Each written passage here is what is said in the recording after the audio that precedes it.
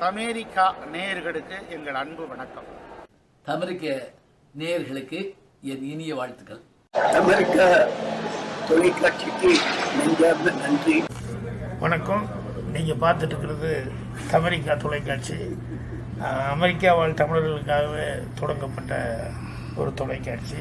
நீங்கள் பார்த்து கொண்டிருப்பது தமிரிக்கா சேனல்.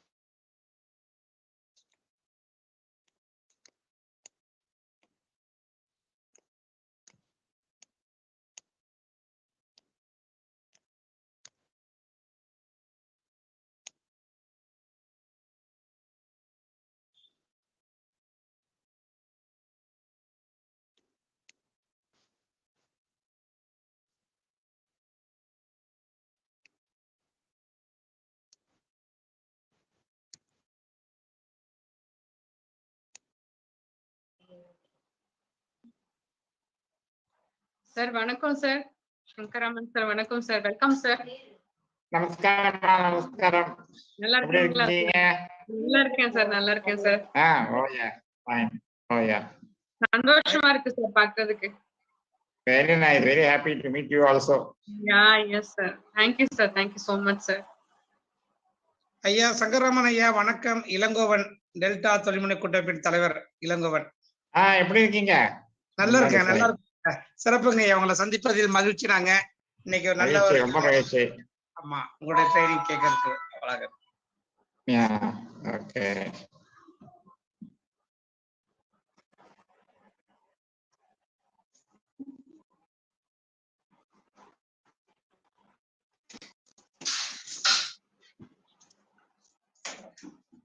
இளங்கோவன் சார் நீங்க ஸ்டார்ட் பண்ணலாம் சார். ஆகாஷ் ஸ்கிரீன் ஷேர் பண்ணலாமா? சார் செக் பண்ணி பாத்துக்கலாம் சார். பண்ணிக்கலாம். சார் ஒரு தடவை சாரோட செக் பண்ணிடுவோம் sir. Right. Okay.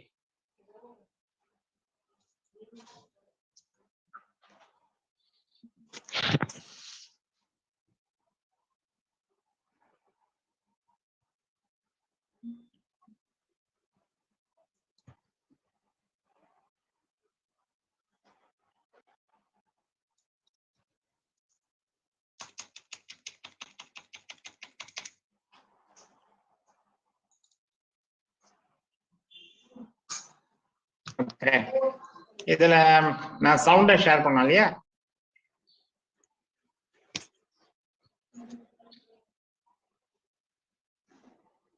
Yes sir. உங்களோட பிபிடி தெரியுது.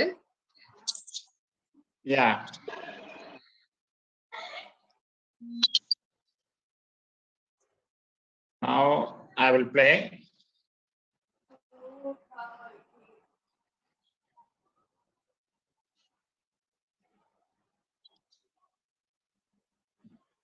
உங்களோட பிபிடி ஸ்கிரீன் நல்லா ஷேர் ஆகுது. ஓகே. இப்ப இதாவதா பாருங்க. சவுண்ட் ஏதாவதா பாருங்க. நான் பேசுறேன். நான் அமர்சியர் சங்கத்துக்கு வர்றதுக்கு முன்னால என் பாப்பாவுக்கு இருக்க தெரியாது, நிற்கவும் தெரியாது. நான் அமர்சியர் சங்கத்துக்கு பயிற்சிக்கு அப்புறம் என் பாப்பாவுக்கு தன்னாலே இருக்கிறா, அவளா பிடிச்சி எழுச்சிக்கிறா. நீங்க கான்சென்ட் பண்ணதுனால என் பாப்பாவுக்கு நல்ல பயிற்சி கிடைக்குது. நீங்க இன்னும் கான்சென்ட் பண்ணீங்கன்னா என் பாப்பாவுக்கு தேவையான உதவி உபகரணங்கள் கிடைக்கும். என் பொண்ணு படிச்சு நல்லா கேக்குதாமா? எஸ் சார், கிளியரா அப்ளை ஆகுது. ஆடியோ வீடியோ கிளியரா இருக்கு சார். Okay okay. என்ன ஒண்ணு ஃபுல் ஸ்கிரீன் மட்டும் வச்சு விட்டுருங்க சார். அந்த வீடியோ ப்ளே ஆறது வந்து I will make it into full screen. Yeah. I will do it. Yeah. Yes. Yes. There will be a couple of videos. Okay, sir. This one is about 30 seconds. The other one will be about 8 minutes. Okay, sir. Okay. It's okay, sir. Yeah. Okay. வணக்கம் காந்திலினி. வணக்கம் sir, காந்திலினன் sir. வணக்கம் sir. சிறப்பு விருந்தினர் ஐயா வணக்கம். அனைவருக்கும் வணக்கம்.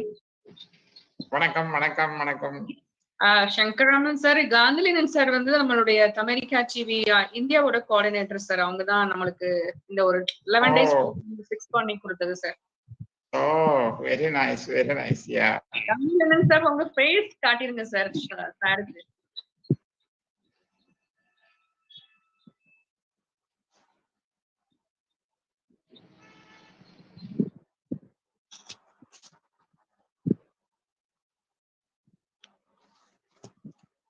Elangovan sir, Akash start பண்ணிடலாம்ப்பா. சார் வீடியோ நான் போடலாமா, நீங்க போறீங்களா சார்? வீடியோ நானே போட்டுக்கிறேன் சார். இது ப்ரோமோ வீடியோ சார். போடு ஷேர் ஸ்கிரீன் ஸ்டாப் பண்ணிக்கலாம், அப்பதான் அது ப்ளே ஆகும். ஓகே.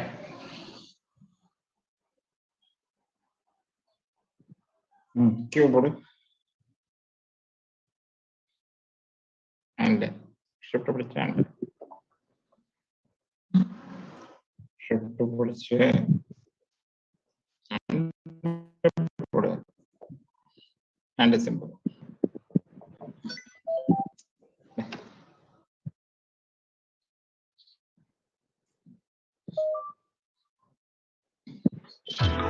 தினமும் இரவு 8 மணிக்கு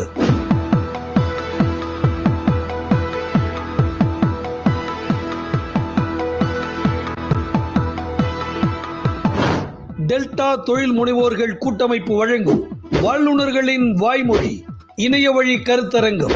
நாள்தோறும் ஒரு தலைப்பில் திறமையும் அனுபவமும் வாய்ந்த தொழில்துறை வல்லுநர்களின் நேர்காணல் உங்களுக்காக. செய்யும் தொழிலில் மற்றும் செய்ய போகும் தொழிலில் ஏற்றமும் தேவையான மாற்றமும் செய்திட தவறாமல் பாருங்கள். தொழிலில் வளமையும் புதுமையும் மேன்மையும் சேருங்கள். வல்லுநர்களின் வாய்மொழி. இது தொழில் வளர்ச்சிக்கான தோழமை கருத்தரங்கம். கண்டு பயன்பெறுங்கள்.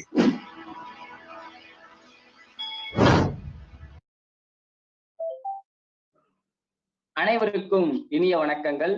டெல்டா தொழில் முனைவோர் கூட்டமைப்பு மற்றும் CAS institution and readers club of Virudhunagar இணைந்து வழங்கக்கூடிய தொழில் அறிவோம் நிகழ்ச்சி இன்று 447வது நாளாக மிகவும் சிறப்பாக இணைய வழியாக நடைபெற்றுக் கொண்டிருக்கிறது.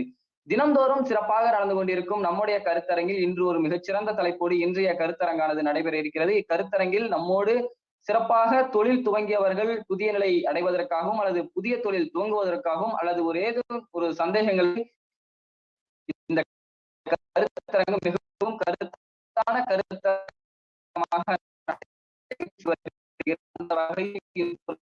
குரல் மாட பகுதி. குரல் மாடத்தில் ஒரு குரலாக எப்பொருள் யார் யார் வாய் கேட்பினும் அப்பொருள் மெய்ப்பொருள் காண்பது அறிவு என்பதுதான் இன்றைய குரல் மாடத்தின் குரல். இதனுடைய விளக்கமாக இந்த குரலை வணிகத்தோடு எப்படி ஒப்பிட்டு பார்க்க வேண்டுமானால், யார் எதை சொன்னாலும் கேட்டுக்கொள்ள வேண்டும். அதாவது உங்களுடைய வணிகத்தில் ஏதேனும் ஒரு பொருட்கள் பழுதாகி இருக்கிறது அல்லது ஏதோ குறை இருந்தால் கஸ்டமர்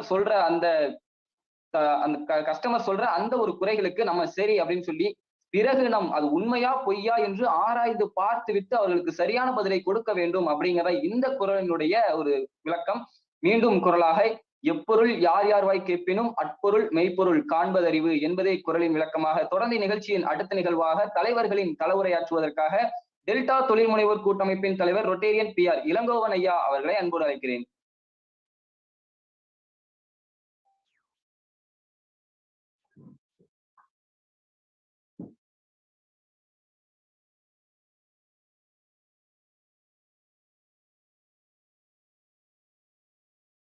வணக்கம்.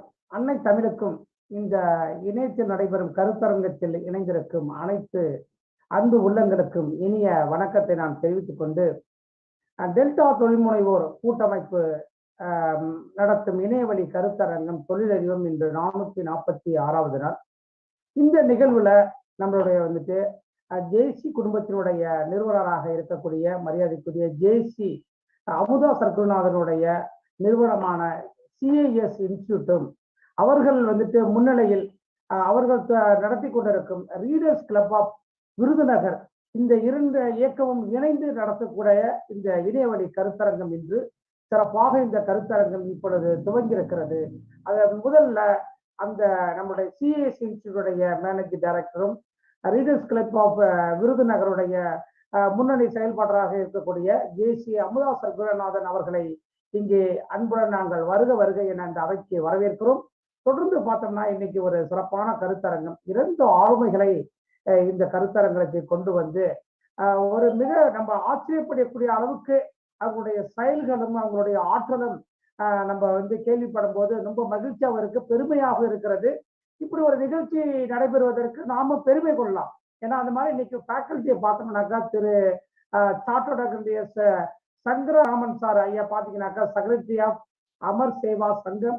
அவங்க வந்துட்டு இந்தியா மட்டும் இல்லாமல் உலக அளவுல போற்றி புகழக்கூடிய மற்றவர் அறியக்கூடிய ஒரு மாபெரும் ஆளுமையாக திகழக்கூடிய ஒரு ஒரு வல்லுநர் அப்படிங்கிற விஷயத்தை நான் கேள்விப்படும் போது ரொம்ப ஆச்சரியப்பட்டேன்.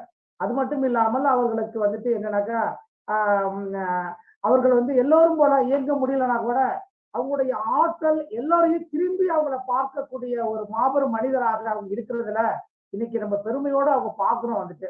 அது மட்டும் அல்லாமல் அவங்களுடைய பணியில அந்த சார்ட்டர்ட் அக்கவுண்ட்ங்கிற விஷயத்துல பல பேருக்கு முன்னோடியாகவும் பல பேருக்கு வந்துட்டு அவங்களுக்கு வந்து ஒரு முன்னுதாரணமாகவும் விலகி கொண்டிருக்கிறாங்க அப்படிங்கிறத நான் கேள்விப்படும் போது நிச்சயமா நான் பெருமை அடைகிறேன். நிச்சயமா எங்களுக்கு எல்லாரும் ஆவலுடன் இன்னைக்கு உலகம் முழுக்க இணையதளத்துல எல்லாம் வந்துட்டு அவங்களுடைய இந்த இன்னைக்கு அவங்களுடைய பேச போறாங்கிறது பல்வேறு பேர் ஆர்வமா வெயிட் பண்ணிட்டு இருக்காங்க. அவங்க பேசுறதுக்கு தயாரா இருக்காங்க. ஐயா சார்ட்டர்ட் அக்கவுண்ட் S.SANGARA அவர்களை இந்த கருத்தரங்கத்திற்கு வருக வருக என அனைவரும் சார்பாக வரவேற்கிறோம். ஐயா வெல்கம் ஐயா. தொடர்ந்து பார்த்தோம்னாக்கா அடுத்த பேச்சாளராக ஃபேக்கல்டி வந்து மிஸ்டர் S.லோகநாதன், ஆதர் ஆஃப் ஈவன் வேறு மாதிரி அல்ல அப்படிங்கிற ஒரு ஆதரு. அது மட்டும் இல்லாமல் ரிசர்வேஷன் அசோசியேட், அது வந்து ஓபராய் குரூப் ஆஃப் ஹோட்டல்ல ரிசர்வேஷன் அசோசியேட் இருக்காங்க. அவங்களும் வந்துட்டு இந்த மாதிரியான ஒரு பெரிய ஆளுமையுடன் ஒரு மாற்றுத்திறனாளியா இருந்தாலும் வந்துட்டு ஒரு பல்வேறு இந்த திறமையோட நம்மளோட பேச வந்திருக்காங்க. இன்னைக்கு 2 பேரும் பண்ணும்போது நம்மளுக்கு ஒரு இன்ஸ்பிரேஷன் ஆகும். நிச்சயமா நமக்கே ஒரு மோட்டிவேஷன் ஆகும் வந்துட்டு. நிச்சயமா இவங்க வந்துட்டு பல்வேறு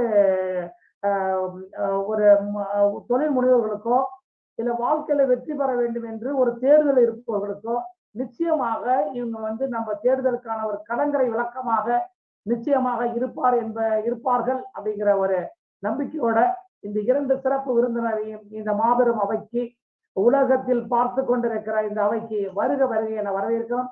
தொடர்ந்து நம்ம இந்த நிகழ்ச்சியில தினந்தோறும் ஒரு இன்னிசை நிகழ்ச்சியை நல்லிசை வேந்தர் கொடுத்து கொண்டிருக்கிறார். மரியாதைக்குரிய தஞ்சை தமிழ்வாணன் அவர்களை இந்த கருத்தரங்கத்திற்கு வரவேற்கிறோம். தொடர்ந்து பார்த்தோம்னா நம்மளுடைய டெல்டா தொழில்முனைவோர் கூட்டமைப்புடைய ஒட்டுமொத்த சிறப்பான பணிகளை எல்லாரையும் கோஆர்டினேட் பண்ணி சிறப்பாக செய்து கொண்டிருக்கிற நம்முடைய பொதுச் செயலாளர் மரியாதைக்குரிய JC.ER.P.R. அவர்களை இந்த கருத்தரங்கத்தில் வரவேற்கிறோம். தொடர்ந்து பார்த்தோம்னா இந்த நிகழ்ச்சியை அமெரிக்காவில் போயிட்டு தமிழ்ல முதல் தொலைக்காட்சியாக துவங்கி tamerica என்ற ஒரு தொலைக்காட்சி இன்னைக்கு உலகம் எங்கும் பல்வேறு நாடுகள்ல தமிழ் சார்ந்த மக்கள் வாழுகிற நாடுகள் எல்லாம் பார்க்கக்கூடிய ஒரு சூழலை ஏற்படுத்தி கொண்டிருக்கிற மகேஷ் நாட்டாமை அவர்களை இந்த நேரத்திலே வருக வருக என வரவேற்கிறோம். தொடர்ந்து CAM என்ற ஒரு முகநூல் நேரலை மூலமாக இந்த நிகழ்வை தொடர்ந்து தினந்தோறும் ஒளிபரப்பிக் கொண்டிருக்கிற CAM உடைய நிறுவனர் கவிஞர் திருவண்ணாமலை சரவணன் அவர்களை இந்த கருத்தரங்கத்திற்கு வருக வரவேற்கிறோம். தொடர்ந்து இந்த கருத்தரங்கமானாலும் சரி, இந்த டெல்டா தொழில்முறையுடைய நோக்கங்களை செயல்படுத்துவதிலும் சரி, ஒரு இளைஞர் பட்டாளமே பெரிய அளவில் ஒர்க் பண்ணிட்டு இருக்காங்க. கடுமையான பல்வேறு சூழல்களும் அவங்க தன்னுடைய திறமைகள், தன்னுடைய நேரத்தெல்லாம் இப்ப செலவு பண்ணிட்டு இருக்காங்க. இப்போ நெறியாளர் செய்து கொண்டிருக்கிற டெல்டா தொழில்முறைய மாணவர் என்னுடைய ஒருங்கிணைப்பாளர் தம்பி ஆகாஷ், செல்வி வர்ஷா, செல்வி தமிழ்ச்செல்வி, தம்பி முகில்வண்ணன் மற்றும் தொழில்நுட்பத்தை செம்மையாக செய்து கொண்டிருக்கிற தம்பி நிறையன்பன் மற்றும் மகளிர் அணியினுடைய பொறுப்பாளர்கள் இருக்கக்கூடிய வேதநாயகி அம்மாள் மற்றும் டெல்டா தொழில்முறை முன்னணி செயல்பாட்டாளர்கள் JC குழுமத்தினுடைய அங்கத்தினர்கள், பயிற்சியாளர்கள், இயக்குநர்கள் அனைவர்களையும் இந்த நேரத்திலே இந்த கருத்தரங்கத்திலே வருக வருக என வரவேற்பதில் பெருமை அடைக்கிறோம். அவர்களை அன்புடன் வரவேற்கிறோம். தொடர்ந்து இந்த கருத்தரங்கம் சிறப்பாக நடைபெறுவதற்கு வாழ்த்தி வாய்ப்புக்கு நன்றி கூறுகிறேன். நன்றி, வணக்கம். நன்றி ஐயா, மிகவும் சிறப்பான தங்களது கலவுரை. தொடர்ந்து இந்நிகழ்ச்சியின் அடுத்த நிகழ்வாக இன்று நம்மோடு இணைந்திருக்கும் CAS institution and readers club of Virudhunagar அதனுடைய நிர்வாக இயக்குநராக இருக்கக்கூடிய அம்மா அமுதா சர்க்குருநாதன் அவர்களிடம் இத்தலம் ஒப்படைக்கப்படுகிறது. அம்மா வாருங்கள், நீங்கள் தடத்தை எடுத்துச் செல்லலாம். அம்மா. Thank you Akash. Thank you delta entrepreneurship federation President Ilangovan sir and Gandhi Lenin sir, thank you so much. Guru Brahma, Guru Vishnu, Guru Devo, Maheshwaraha, Guru Sakshat Parabrahmai, Parabrahma, Dashmai Sri, Guruve Namaha. I welcome AMAR Sangam President Ramakrishnan avargal. Welcome Ayya. I welcome Shankar Raman sir, Secretary of Ramakrishna AMAR Sangam. Welcome sir. ஒரு நல்ல ஒரு விஷயத்துக்காக நம்ம இங்க அசம்பிளா இருக்கோம். ஏன்னா 108 hours world record event Tamirikka TV அருமையா ஒளிபரப்பிக்கிட்டு இருக்காங்க. நேரடியா Facebook அண்ட் யூடியூப்ல நம்ம எல்லாருமே பார்த்துட்டு இருக்கோம். இன்னைக்கு நியர்லி ஒரு 8ல இருந்து 8:30 8:40 வரைக்கும் நம்ம அமர் சங்கம் செக்ரட்டரி சங்கர் ராமன் சார் நிறைய விஷயங்களை நமக்கு ஷேர் பண்ண போறாங்க. ஸோ அந்த தகவல்களை நம்ம கேட்டு நிறைய விஷயங்களை நம்ம தெரிஞ்சு கொள்ள இருக்கிறோம். அதுக்கு முன்னாடி சில விஷயங்களை நான் உங்க கூட ஷேர் பண்ணிக்கிறேன். வாழ்வில் வரும் துன்பங்களையும் அவமானங்களையும் ஏற்றுக்கொள். காரணம் அது உன்னுடைய புது வாழ்க்கைக்காக உன்னை தயார்படுத்தும். வாழ்வில் வரும் துன்பங்களையும் அவமானங்களையும் ஏற்றுக்கொள். காரணம் அது உன்னுடைய புது வாழ்க்கைக்காக உன்னை தயார்படுத்தும். I welcome Surya to give welcome address. Welcome Surya. Thank you, ma'am. A warm and cheerful evening to one and all present here. I am M. Surya from CA.S. Institute. It's my pleasure duty to bid you all a cheerful welcome. Firstly, I welcome today's faculties, C.A.S.SANGARA RAMAN sir and Mr. G.S.LOGANATHAN, the author of Even VIRUDUNAGAR. I welcome you both, sir. Next, I would like to welcome the President of Delta Entrepreneurship Federation, RTN.JC.ER.P.R.iLang, sir. I welcome you, sir. Nextly, I delightfully welcome the Tamerica TV Indian Coordinator, JC.H.F. Gandhi, sir. Welcome you, sir. It's my honor to welcome the founder and chairman of CA.S. Institute, Mr. Amuda Sargurunathan. I welcome you, ma'am. I would also like to welcome Mr. Mahesh of Tamerica TV to telecast this program worldwide. I welcome you, sir. Last but not the least, I like to welcome all the participants of CA.S. Institute, Leaders Club of VIRUDUNAGAR, Delta Internship Nation, and others.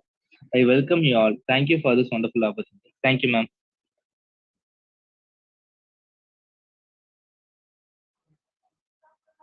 Surya? Yes, ma'am. Go ahead. Next about the program.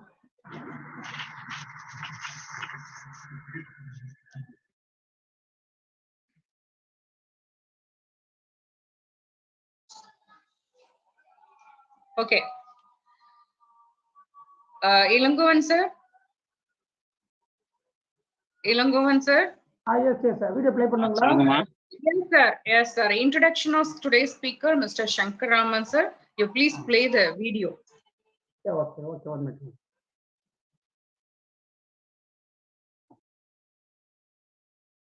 play ஆகுதா? Okay.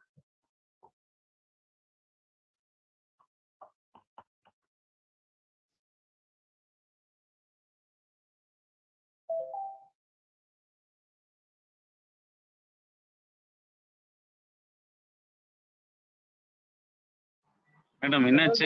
ஏன் செய்வ? என்னாச்சு? ஏன் gap கொண்டு play பண்ண சொல்லிருக்கேன் நானு. Okay okay okay.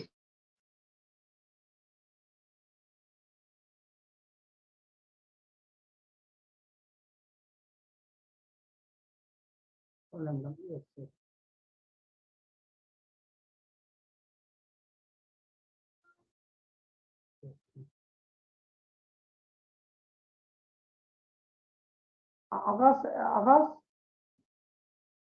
அது பண்ணிருப்பா, நான் வந்து இது பண்ணிடுறேன். Akash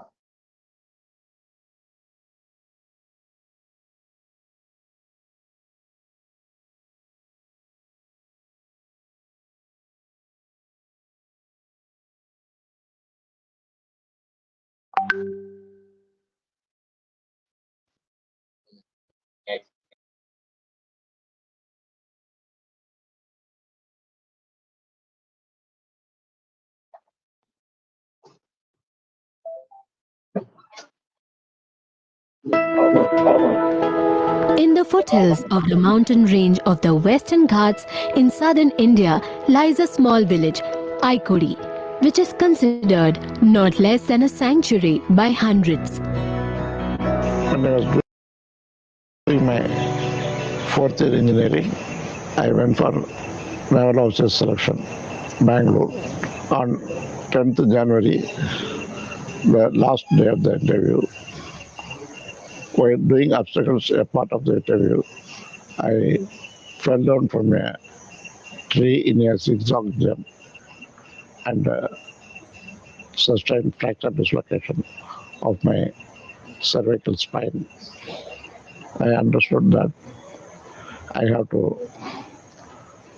live with this wheelchair life.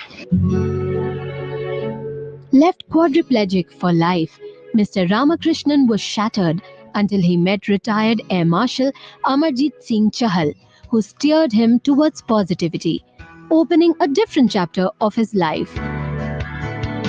With the vision of helping the disabled and underprivileged, he established AMAR SEVA in 1981 and dedicated himself towards social welfare. A decade later, when Mr. S.SANGARA RAMAN, a chartered accountant and a wheelchair user affected by muscular dystrophy, joined him, his efforts got wings to fly. Since then, Mr. Raman has been expanding the reach of AMAR SEVA SANGAM to the doorsteps of needy people in society. We had a vision of creating a township for the disabled with all facilities under one roof. This we thought would be a model township.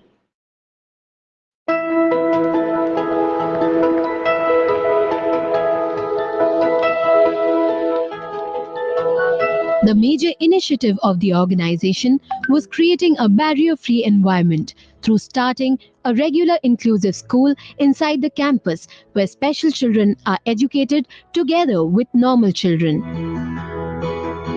Differently abled children and special children are studying together with the normal children. That is our concept.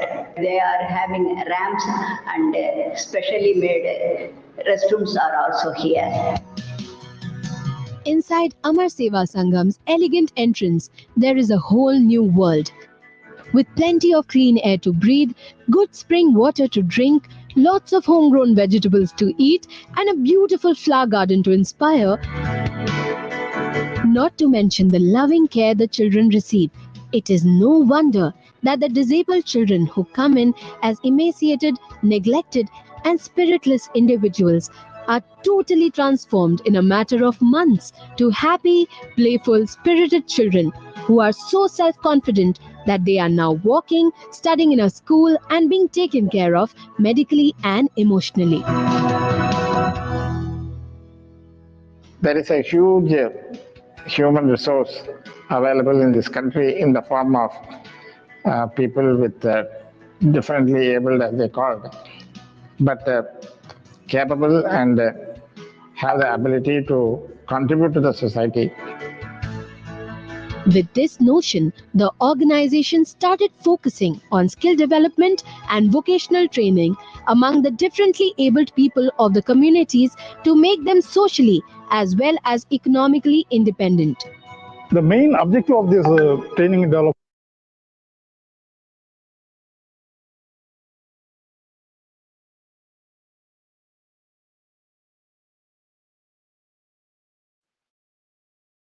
சாருடைய நம்ம வீடியோவை சிறப்பாக பார்த்தோம். வந்துட்டு அடுத்ததாக நம்ம வந்துட்டு ஐயா சங்கரராமன் ஐயா அவருடைய வீடியோகளை நம்ம பார்க்க போறோம். சிறப்பாக இப்போ வந்து பார்த்தானாக்கா நம்ம இதுவரை வீடியோ பார்த்தீங்க. ஒரு நிமிடம்.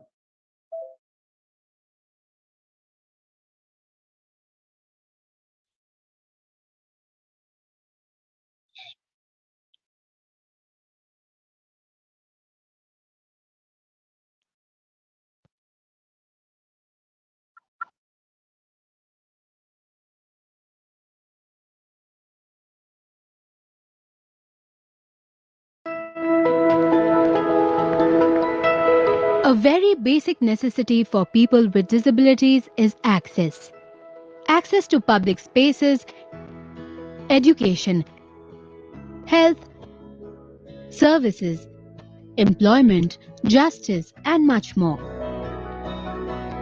And trying to effectuate all this is a man who has been diligently transforming the immense potential of the neglected rural disabled, a worthwhile and beneficial reality for the disability movement and for India as a nation.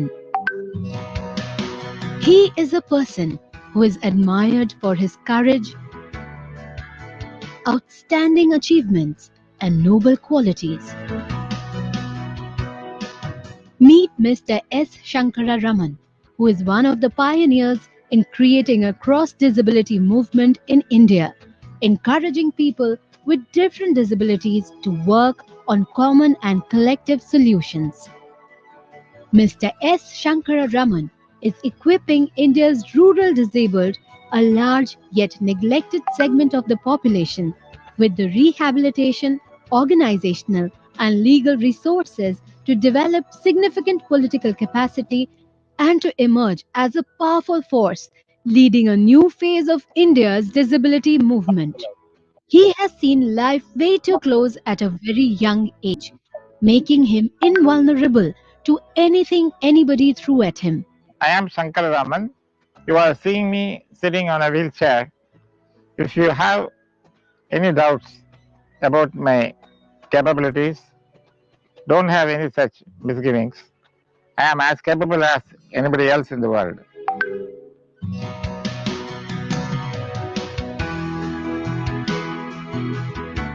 I was 4 years old when I still vaguely recollect that I was taken to a hospital in Bangalore. A lot of medical treatments were given to me. I always thought that I was like anybody else, but I did not know then that I soon was to be confined to a wheelchair life. I was diagnosed with muscular dystrophy. During my 9th standard, I started stumbling and falling. My hands became shaky and I could not draw or paint anymore. My back became so weak that it started to develop a curve. He faced a lot of struggles in life, both psychologically, physically, emotionally, everything, because he was deteriorating constantly. And whatever he was able to do one day, even the very next day, he wasn't able to do. At one stage, I had to be in a crawling condition and later moving on my bottoms.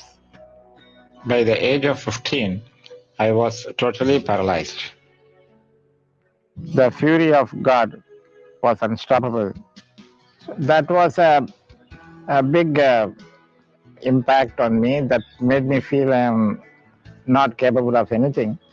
And suddenly I started losing friends. I don't have people to talk about. I am not able to go to school.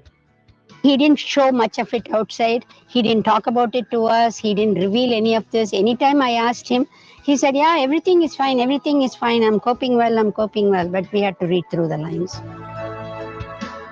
I didn't want to show my weakness to my parents and sisters. That would make them feel unhappy. My turning point was I got excellent marks when I finished my 11th standard, which surprised many of my own family people, including my parents. That gave me a lot of encouragement and the confidence that I can do well. அப்பொழுது திரு சங்கராமன் அவர்கள் 5ஆம் வகுப்பு சேர்வதற்காக 1973 6ஆம் வகுப்பு படிக்கும்போது ஆனால் எல்லா மாணவர்களையும் what are you going to be என்று கேட்டபோது சங்கராமன் தான் I am going to be an auditor என்று கூறினார். அவர் கூறியபடியே CA படித்து முடித்து தங்கப்பதக்கம் பெற்று சிறந்த மாணவனாக வெளியேறினார். Myself and Shankar Raman studied together and completed the Charitable course in the year 1985. I learned from him that if one can overcome these barriers, then sky is the limit. I started practicing for more than 2 or 4 decades. Mr. Shankar Raman did articles under me and completed his CA in first attempt. Though he was disabled, he never expected any facilities from us. I was just 22 years old when I started practicing, and my disability was not welcomed easily by people. The progress was not easy, but I never wanted to accept that I am not capable of doing a particular thing. He would come up with plans to circumvent the slightest inconvenience, but was equally fine riding his wheelchair over the bumps and cracks of life when he had to. At his core, he is a change maker, a leader. I believe that the disability should not be considered as a constraint. It is a condition where one can work with and be productive. He strongly believes in giving people with disabilities a sense of belonging in society. He wants people to believe that the impossible can be made possible. All one needs to do is to take the first step. Mr. Raman is a legend of his own, working tirelessly every day so that his goal can be achieved, and whatever he has achieved is absolutely on his own merit. In 1991, I met one amazing man.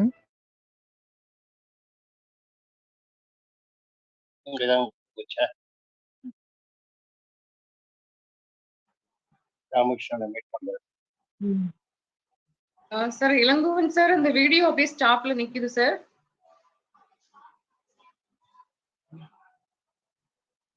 Elangovan sir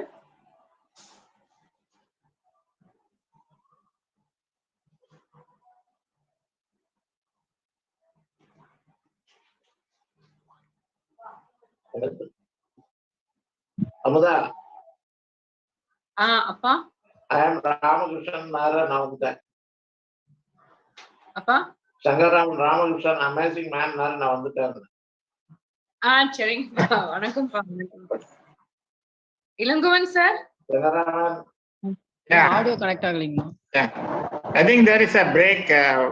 The connectivity has broken. With Ilagovan sir. I bridged the gap. Yeah. Okay, I can complete whatever was there. Welcome Shankar Raman sir. Now the floor is yours. Welcome sir. Welcome sir. Okay, great. Thank you. I will share my screen first. And before that, I will finish whatever that was there in the It was indeed an amazing experience to have met Ramakrishnan in 1991 in Chennai. It was during a fundraising program. He was there, but I met him at a different place where he was staying. What that struck me was his unbelievable imagination about what should be the future for the disabled community. He had a fantastic plan, a plan for a valley for the disabled. That still is inspiring me and everybody. We have heard about valley, Silicon Valley and things like that, but nothing like a valley for the disabled. Now the concept has gone beyond. Now it is a more inclusive concept and we are progressing towards that. But the fact remains that in those days, in early 90s, with no telecom connectivity, there is no modern technology available to connect people. There is very little money available in the country. It is not like what it is today. Ramakrishnan was able to make great progress. He was able to communicate, and his communication was a great success. And he had the positive mind. That was another great lesson that we all have to learn. Till then, I was thinking that I have made a great achievement. And I also was thinking that, there are everybody who are very negative and they are not, coming up in their life. But my entire opinion changed after seeing Ramakrishnan. Because his achievements and his thoughts are much beyond, the kind of what we see in a normal society. So I came here and I joined him. And then now the journey is with him and we are able to make progress. And whatever progress that we have made till today, it is totally dedicated to Ramakrishnan's support, his ideas that is being transformed into the actual realities, and the opportunities given to me with freedom to develop the vision that he had in his mind. Great, it was a great opportunity. I have to thank God and I have to thank my parents and everybody to have encouraged me in this journey. With these few words, I would like to start my presentation. So whatever that has been said about me, because I'm a chartered accountant, I have also been doing so many other social involved activities. But AMAR Sangam has been the main lifeline of my activities and my purpose of living.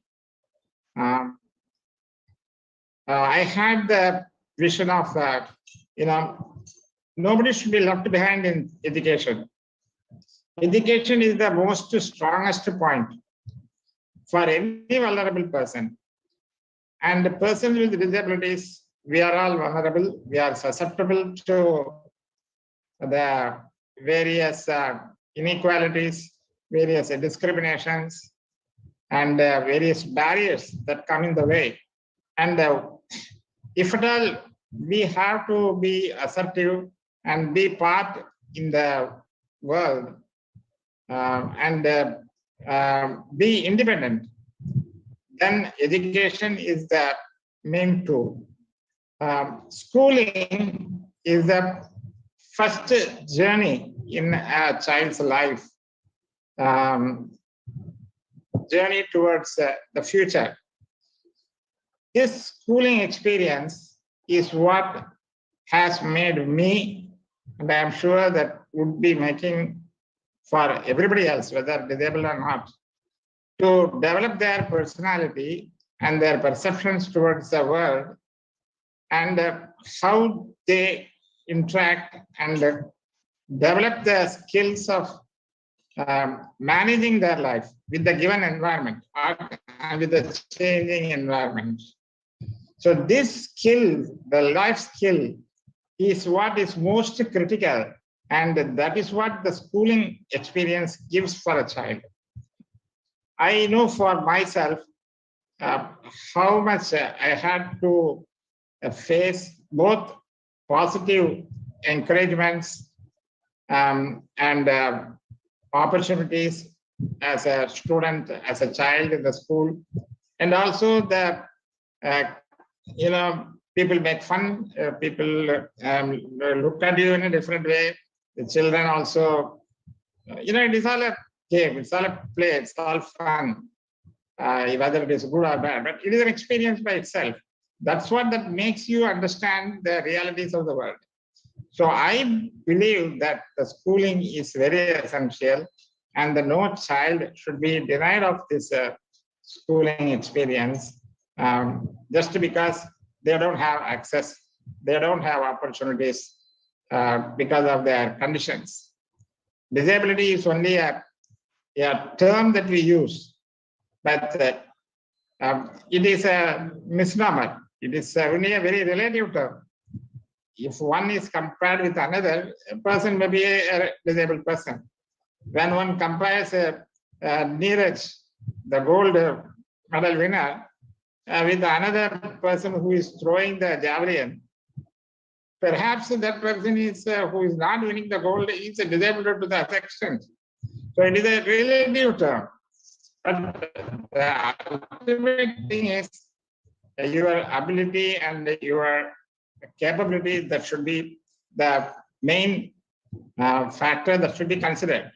So I, as a person who has been in this field from 1992 in SEVA SANGAM, I find that I found, in fact, that children were not coming to the rehabilitation programs at early stages. They come only late. For example, there was a mother with a 9-month-old child who could not turn her neck over or roll over or grasp object. But the child is not coming to any rehabilitation program. This child requires early intervention therapy. That, a birth of a child is usually a great event in a family.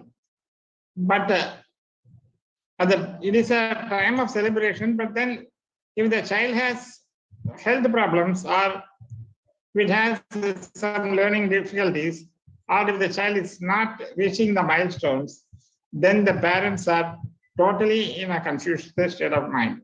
They do not know what to do.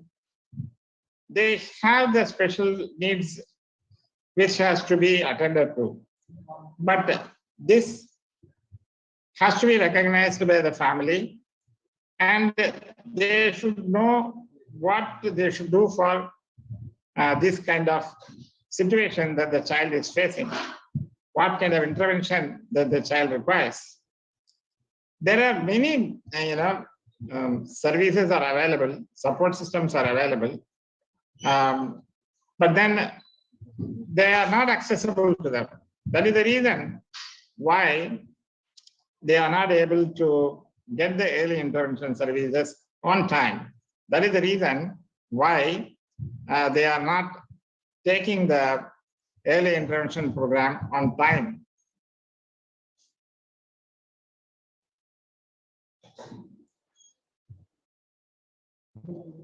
You can see one of the child's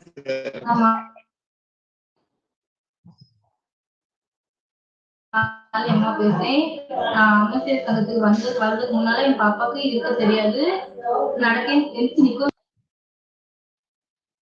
தெரியாது. நான் அமர்சியர் சங்கத்துக்கு பயிற்சிக்கு அப்புறம் என் பாப்பா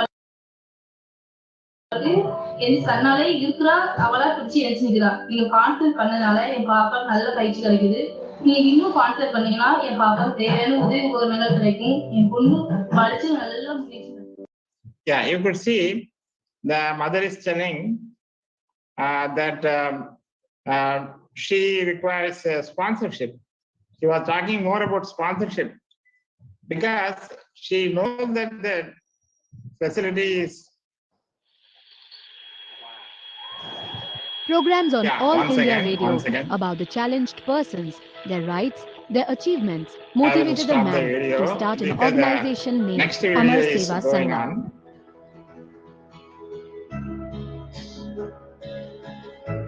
Namaskar. I'm Ramakrishna.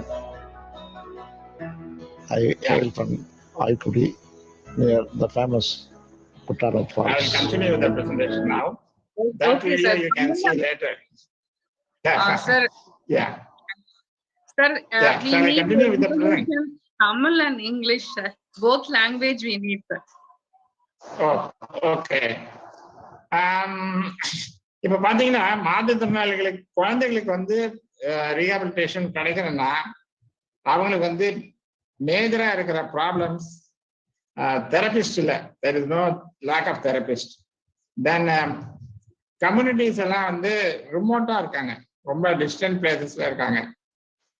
அதனால அவங்களுக்கு போய் அந்த சர்வீசஸை ரீச் பண்ண முடியல. அப்புறம் அதுக்குன்னா பைசா, the amount of money they have to spend. So அந்த மதர் நீங்க பாத்தீங்கன்னா அவங்க வந்து ஸ்பான்சர்ஷிப்பை தான் மெயினா சொல்றாங்க. ஏன்னா அவங்களுக்கு வந்து எவ்வளவு பைசா செலவாகுதுங்கிறது தான் அவங்களுக்கு ரொம்ப முன்னோடியா நிக்குது. அவங்களால ஒரு நாளைக்கு ஒரு இடத்துக்கு போய் தெரப்பி எடுத்துங்கன்னா ஒரு நாள் சம்பளம் முழுக்க வேஸ்ட் ஆகுது. ரெண்டாவது அங்க போனா அவங்களுக்கு செலவு பண்ற பைசா கவர்மெண்ட்ல ஃப்ரீயா கொடுத்தா கூட மற்ற இடங்கள்ல செலவாகுது. ஸோ எப்படி பார்த்தாலுமே அவங்களுக்கு ரொம்ப டிஃபிகல்டிஸ் இருக்கு. ஸோ இப்போ நீங்க பாத்தீங்கன்னா உலகம் முழுக்க பாத்தீங்கன்னா ஒரு 150 மில்லியன் அப்படின்னா 15 கோடி மக்கள் குழந்தைகள் ஆசியாலையும் ஆப்பிரிக்காலையும் இருக்காங்க. அவங்களுக்கு வந்து இந்த மாதிரி ஸ்பெஷல் நீட்ஸ் இருக்கு. இந்தியா பாத்தீங்கன்னா 8.82 மில்லியன், அதாவது 88 லட்சம் குழந்தைகள் இருக்காங்க டிசபிலிட்டிஸோட. அது 2011 சென்சஸை பேஸ் பண்ணி இப்ப நம்ம ப்ரொஜெக்ட் பண்ணணும்னா இவ்வளவு குழந்தைகள் வராங்க. இதுல என்ன சொல்றாங்கன்னா 90% பொதுவா இவங்களுக்கு இந்த மறுவாழ்வுக்கான வாய்ப்புகள் இல்லை, அதெல்லாம் அவங்களுக்கு கிடைக்கிறது இல்லை. கீழே கடைசியா நீங்க பாத்தீங்கன்னா தமிழ்நாடோட ஸ்டாட்டிஸ்டிக்ஸை பாத்தீங்கன்னா 1 செகண்ட், இதுல 1 லட்சம் குழந்தைகள் வந்து இருக்காங்க 6 வயசு கீழே. இந்த தமிழ்நாடு கொஞ்சம் நல்லா வளர்ச்சி அடைஞ்ச மாநிலமா இருக்கிறதுனால 66% மக்களுக்கு, இந்த ரூரல் ஏரியாஸ்ல இருக்கிற மக்களுக்கு இந்த மறுவாழ்வு சிகிச்சைகள் கிடைக்கப்படுதில்லை. மற்ற இடங்களை பாத்தீங்கன்னா 90% கிடைக்கிறது இல்லை. தமிழ்நாட்டுல 66% கிடைக்கிறது இல்லை. இப்ப நாங்க பண்ணிருக்கிற சொல்யூஷன் எப்படின்னாக்க, இதுக்கு வந்து ஒரு மொபைல் ஆப்பை கிரியேட் பண்ணிட்டு வீடு வீடா போய் அவங்களுக்கு பயிற்சி கொடுக்கறது. வீடு வீடா போய் பயிற்சி கொடுக்கணும்னா நம்ம பிசியோதெரபிஸ்ட் இந்த மாதிரி ரொம்ப ப்ரொஃபஷனலா இருக்கிறவங்களெல்லாம் நம்ம ஏற்பாடு பண்ணோம்னா முதலாவது அவ்வளவு பேர் கிடையாது. வீடு வீடா போய் கொடுக்குற அளவுக்கு அவ்வளவு therapist, special educator, occupational therapist, speech trainers இதெல்லாம் கிடையாது. ரெண்டாவது அவங்களுக்கு ரொம்ப சம்பளமும் கொடுக்கணும்.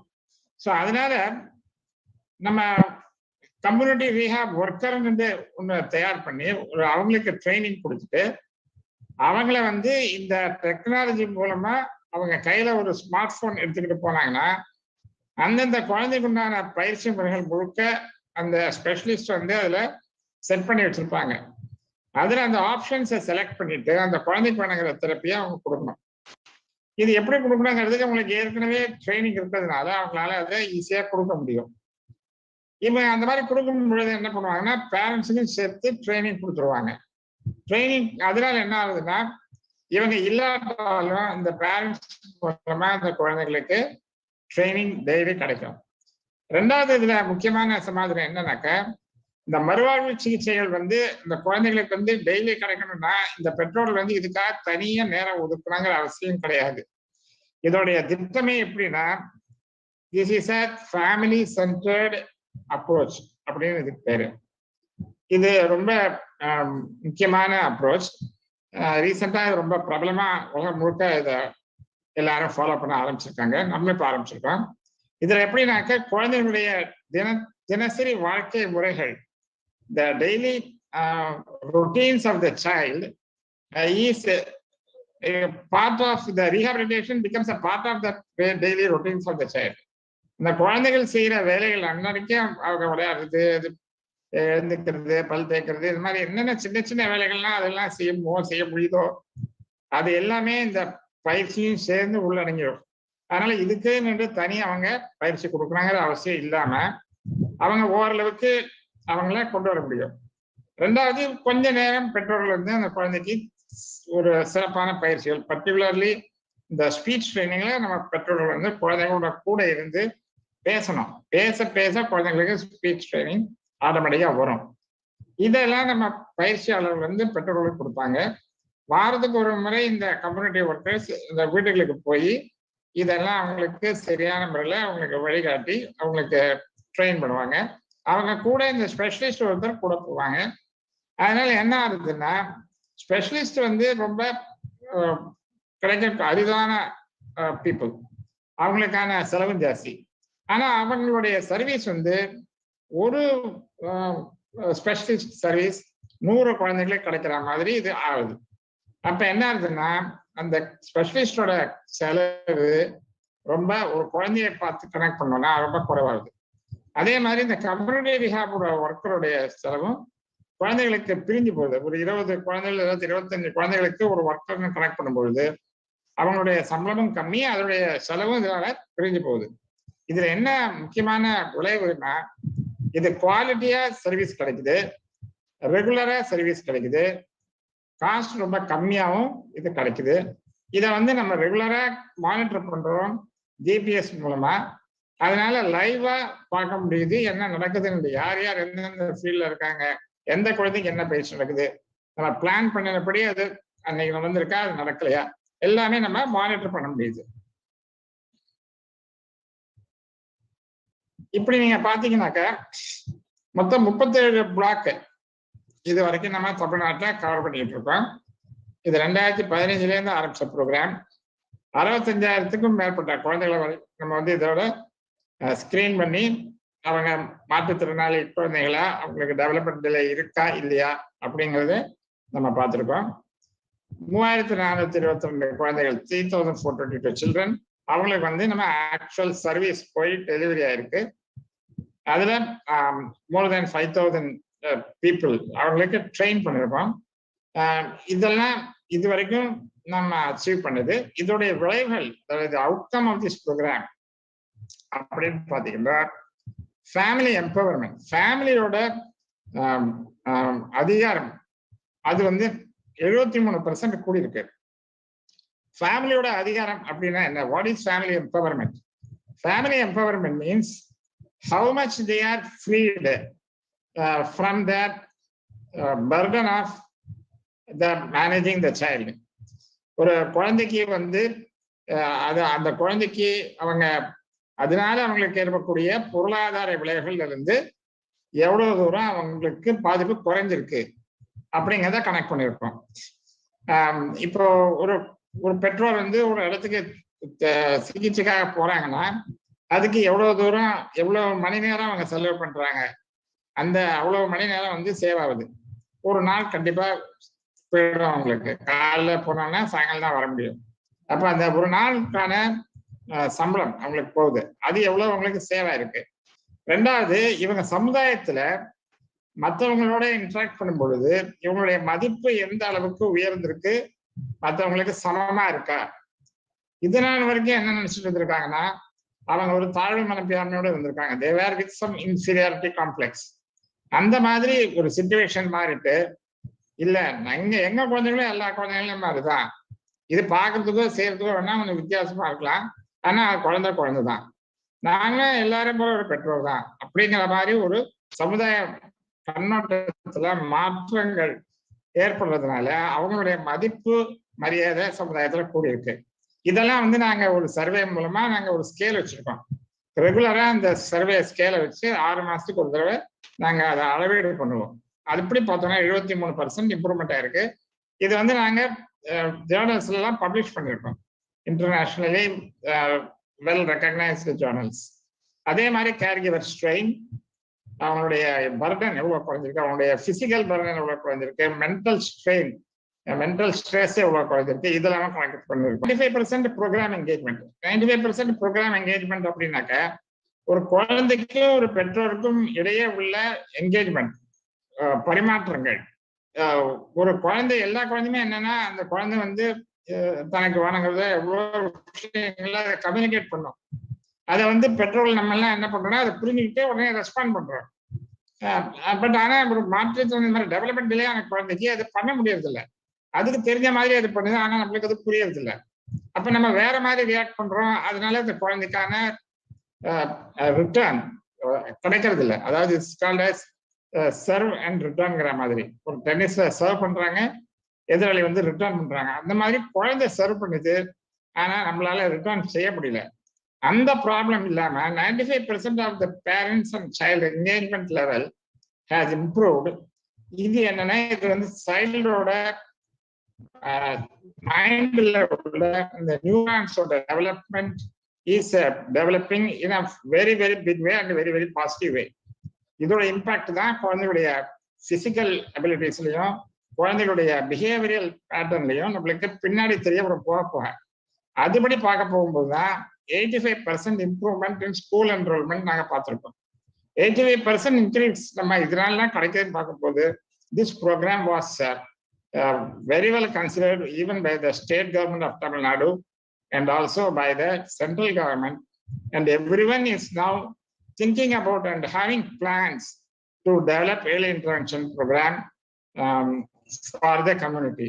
இப்படி ஒரு பெரிய ஒரு மாற்றங்கள் இந்த ப்ரோக்ராம்னால கொண்டு வர முடியுதுங்கிறத நம்ம அமர் சேவா சங்கத்துடைய இந்த எக்ஸ்பீரியன்ஸ்ல நாங்க எல்லாருக்கும் தெளிவுபடுத்திருக்கோம். இதெல்லாம் பப்ளிஷ் ஆயிருக்கு. இது நிறைய அவார்ட்ஸும் நாங்க வாங்கியிருக்கோம் இது விஷயமா. இத வந்து நீங்க பொருளாதார ரீதியில கணக்கு பண்ணினீங்கன்னா 6.4 லட்சம் சர்ப்ளஸ் லிக்விடிட்டி ஒரு சமுதாயத்துல ஒரு 5000 குழந்தைகளை நீங்க டீல் பண்ணீங்கன்னா 6.4 லட்சம் ரூபாய் மக்களுடைய சேவிங்ஸ் மூலமா அவங்க பயனடைகிறாங்க. அதே போல 11,40,000 ரூபாய், ரூபாயில இதெல்லாம் டாலர்ஸ், அந்த அத்தனை அளவு டாலர்ஸ் சமுதாயத்துல புழக்கம் ஏற்படுது. அந்த டிமாண்ட் அதனால கிரியேட் ஆகப்படுது. இதுவும் நாங்க உலகத்துக்கு தெரியப்படுத்திக்கிட்டு இருக்கோம். நாங்க கோயிங் ஃபார்வர்ட் நீங்க பாத்தீங்கன்னா நெக்ஸ்ட் 5 இயர்ஸ்ல நாங்க 50,000 குழந்தைகளை ரீச் பண்ணணும் அப்படின்னு பிளான் வச்சிருக்கோம். இப்போ வந்து நாங்க 3,400 குழந்தைகள் ரேஞ்சில் இருக்கோம். ஒரு 15 மடங்குக்கு மேல அடுத்த 5 வருஷத்துல நாங்க ரீச் பண்ணோம் அப்படிங்கிறது எங்களுடைய பிளானு. சில வெளியில உள்ள நாடுகளுக்கும் எங்களுடைய இந்த மாடலை கொண்டு போறதுக்கு நாங்க பிளான் பண்ணிட்டு இருக்கோம். வெளியில சில நாடுகளும் இதுல வில்லிங்கா இருக்காங்க. அவங்கள்ட்ட பேச்சுவார்த்தைலாம் நடந்துகிட்டு இருக்கு. தமிழ்நாடு முழுவதும் நம்ம அதை கொண்டு வரதுக்கான பேச்சுவார்த்தைகளும் நடந்துகிட்டு இருக்கு. அவங்களும் தமிழ்நாட்டுல வந்து ஒரு ஸ்டேட் லெவல் பாலிசி இப்ப வேர்ல்டு பேங்கோட அனௌன்ஸ் பண்ணியிருக்காங்க. அந்த பாலிசியில ஏர்லி இன்டர்வென்ஷனுக்கு ஒரு பெரிய முக்கியத்துவம் கொடுத்து அதை செயல்படுத்த திட்டம் போட்டிருக்காங்க. அதுல வந்து அவங்க அமர் சேவா சங்கத்துடைய இந்த early intervention model MBBR app அப்படிங்கிற மாடலை அவங்க ஸ்பெசிஃபிக்கா அதுல சொல்லிட்டு இந்த மாடல் வந்து சக்சஸ்ஃபுல்லா இருக்கு, இதை நம்ம பயன்படுத்துவாங்கிற மாதிரி அதுல சொல்லியிருக்காங்க. ஸோ இப்ப இந்த மாடலை எப்படி நாங்க எல்லா வளர்த்துக்கும் கொண்டு போறோம்னாக்க, ஒண்ணு வந்து டைரக்ட் இம்ப்ளிமெண்டேஷன், நாங்களே பல இடங்களுக்கு போய் டைரக்டா இம்ப்ளிமெண்ட் பண்றது. ரெண்டாவது பலது பக்கம் பாத்தீங்கன்னா பார்ட்னர்ஷிப் வித் NGO மூலமா நம்ம பார்ட்னர் பண்ணி நம்ம மொபைல் அப்ளிகேஷனை அவங்களுக்கு லைசன்ஸ் பண்ணி அவங்க மூலமா செயல்படுத்துறது. மூணாவது பாத்தீங்கன்னா த்ரூ கார்பரேட் CSR மூலமா கார்பரேட் ஸ்பான்சர்ஷிப்போட நிறைய ஏரியாக்கள்ல அத அவங்களுக்கு கார்பரேட்டுக்கு லைசன்ஸ் பண்ணி அவங்க மூலமா செயல்படுத்துறது. கடைசியா நீங்க பாத்தீங்கன்னா கவர்மெண்ட், இதுதான் ரொம்ப முக்கியமான ஒரு ஆங்கிள். ஏன்னா அவங்க மூலமா நம்ம நிறைய பேரை ரீச் பண்ண முடியும், கவர்மெண்டால நிறைய ரீச் பண்ண முடியும். அவங்க ஒரு பெரிய மாஸ் ப்ரோக்ராமே லான்ச் பண்ணலாம். எங்களுக்கு அதுக்கான வசதிகள் அங்க இருக்கு, தேவையான நாலேஜ் ஃபெசிலிட்டி இங்க இருக்கிறதுனால நாங்க கவர்மெண்ட்டுக்கு சப்போர்ட் பண்ண முடியும், நாங்க அவங்களுக்கு நாலேஜ் பார்ட்னரா இருக்க முடியும் அப்படிங்கறத அவங்களுக்கு சொல்லியிருக்கோம். இதெல்லாம் மூலமா ஒரு 50,000 குழந்தைகளை அடுத்த 5 வருஷத்துல ரீச் பண்ணாங்கிறது எங்களுடைய plan. So thanks for the opportunity and any question and answers please. Yes sir, thank you sir, thank you so much. Various information related நிறைய விஷயங்கள் வந்து ஷேர் பண்ணிருக்கீங்க. இதுல நிறைய பேருக்கு டவுட்ஸ் இருக்கலாம். நீங்க நிறைய பார்ட்டிசிபென்ட்ஸ் உள்ள இருக்கீங்க. சப்போஸ் சில கொஸ்டின்ஸ்க்கு வந்து சிலதுக்கெல்லாம் வந்து யாருக்கிட்ட கேட்கணும் அப்படின்ற எண்ணம் அவங்க மைண்ட்ல இருக்கலாம். இப்ப நிறைய திட்டங்களை வந்து சங்கராமன் சார் சொன்னாங்க. Nearly we are going to reach 50,000 இந்த இம்ப்ளிமெண்டேஷன் மூலமா, த்ரூ கவர்மெண்ட் மூலமா, partnership with NGO, through corporate, direct அப்படின்ற விஷயங்கள்லாம் அவர் வந்து கவர் பண்ணிட்டே வந்தாங்க. ஸோ நிறைய டவுட்ஸ் இதுல வந்திருக்கும். உங்களுக்கு ஏதாவது கொஸ்டின்ஸ் கேட்கணும் அப்படின்னா questions from the participants welcome, தாராளமா கேட்கலாம். Thank you sir, thank you so much sir. Excellent information. நாங்களே இன்னைக்கு தான் தெரிஞ்சுக்கிறோம் இவ்வளவு விஷயங்கள் இருக்கா அப்படின்ற விஷயத்தை தெரிஞ்சுக்கிறதுக்கு நிறைய opportunity. Yes, through Facebook and YouTube லைவ்ல நான் இருக்கிற அத்தனை தமிழர்களும் இதை பார்த்துட்டு இருப்பாங்க.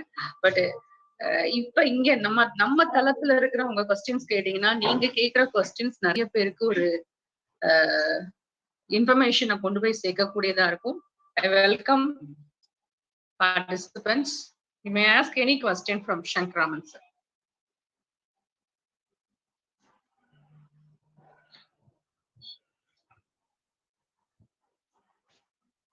நீங்க இம்மிடியட்டா இப்ப கேட்கறதுக்கு எப்படியாட்டாலும் நீங்க எல்லாம் நீங்க இந்த நம்ம மேடத்துக்கு அனுப்பிச்சிட்டீங்கன்னா அவங்க கம்பைல் பண்ணி கொஸ்டின்ஸை கொடுத்தாங்கன்னா நான் எல்லாத்துக்குமே ரிப்ளை பண்றேன்.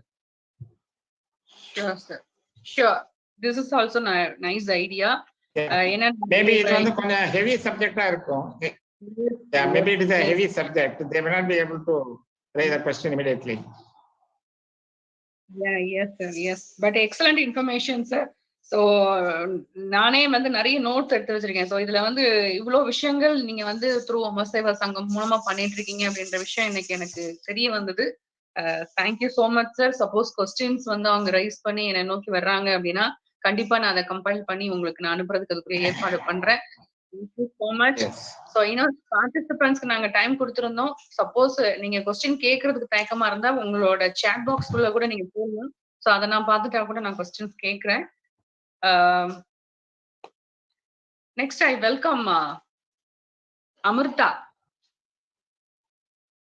to introduce Loganathan.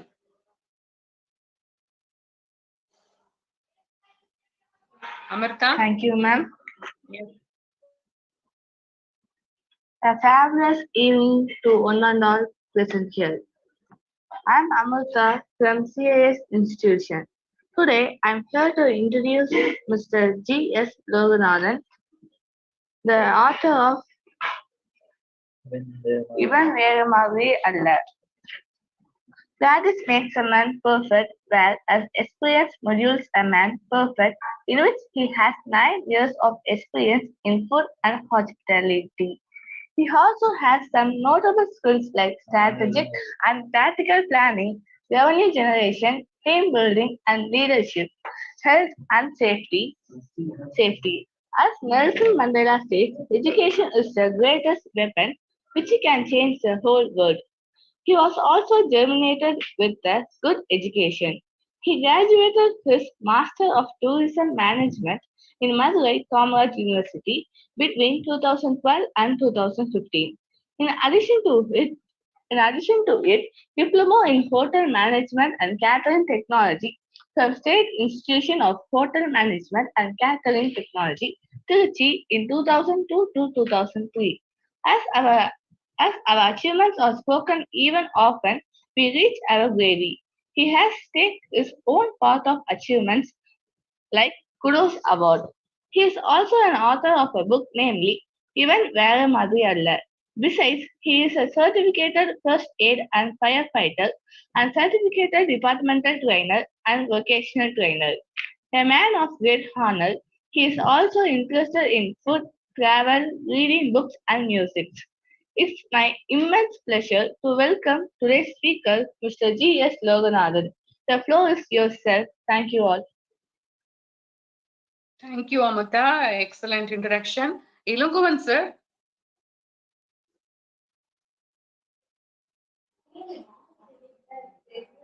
Yes. Before introduction of Loganathan, I want to share this excellent video to you all, one and all. So நிறைய நல்ல மெசேஜ் இந்த வீடியோல இருக்கு, பார்க்கலாம்.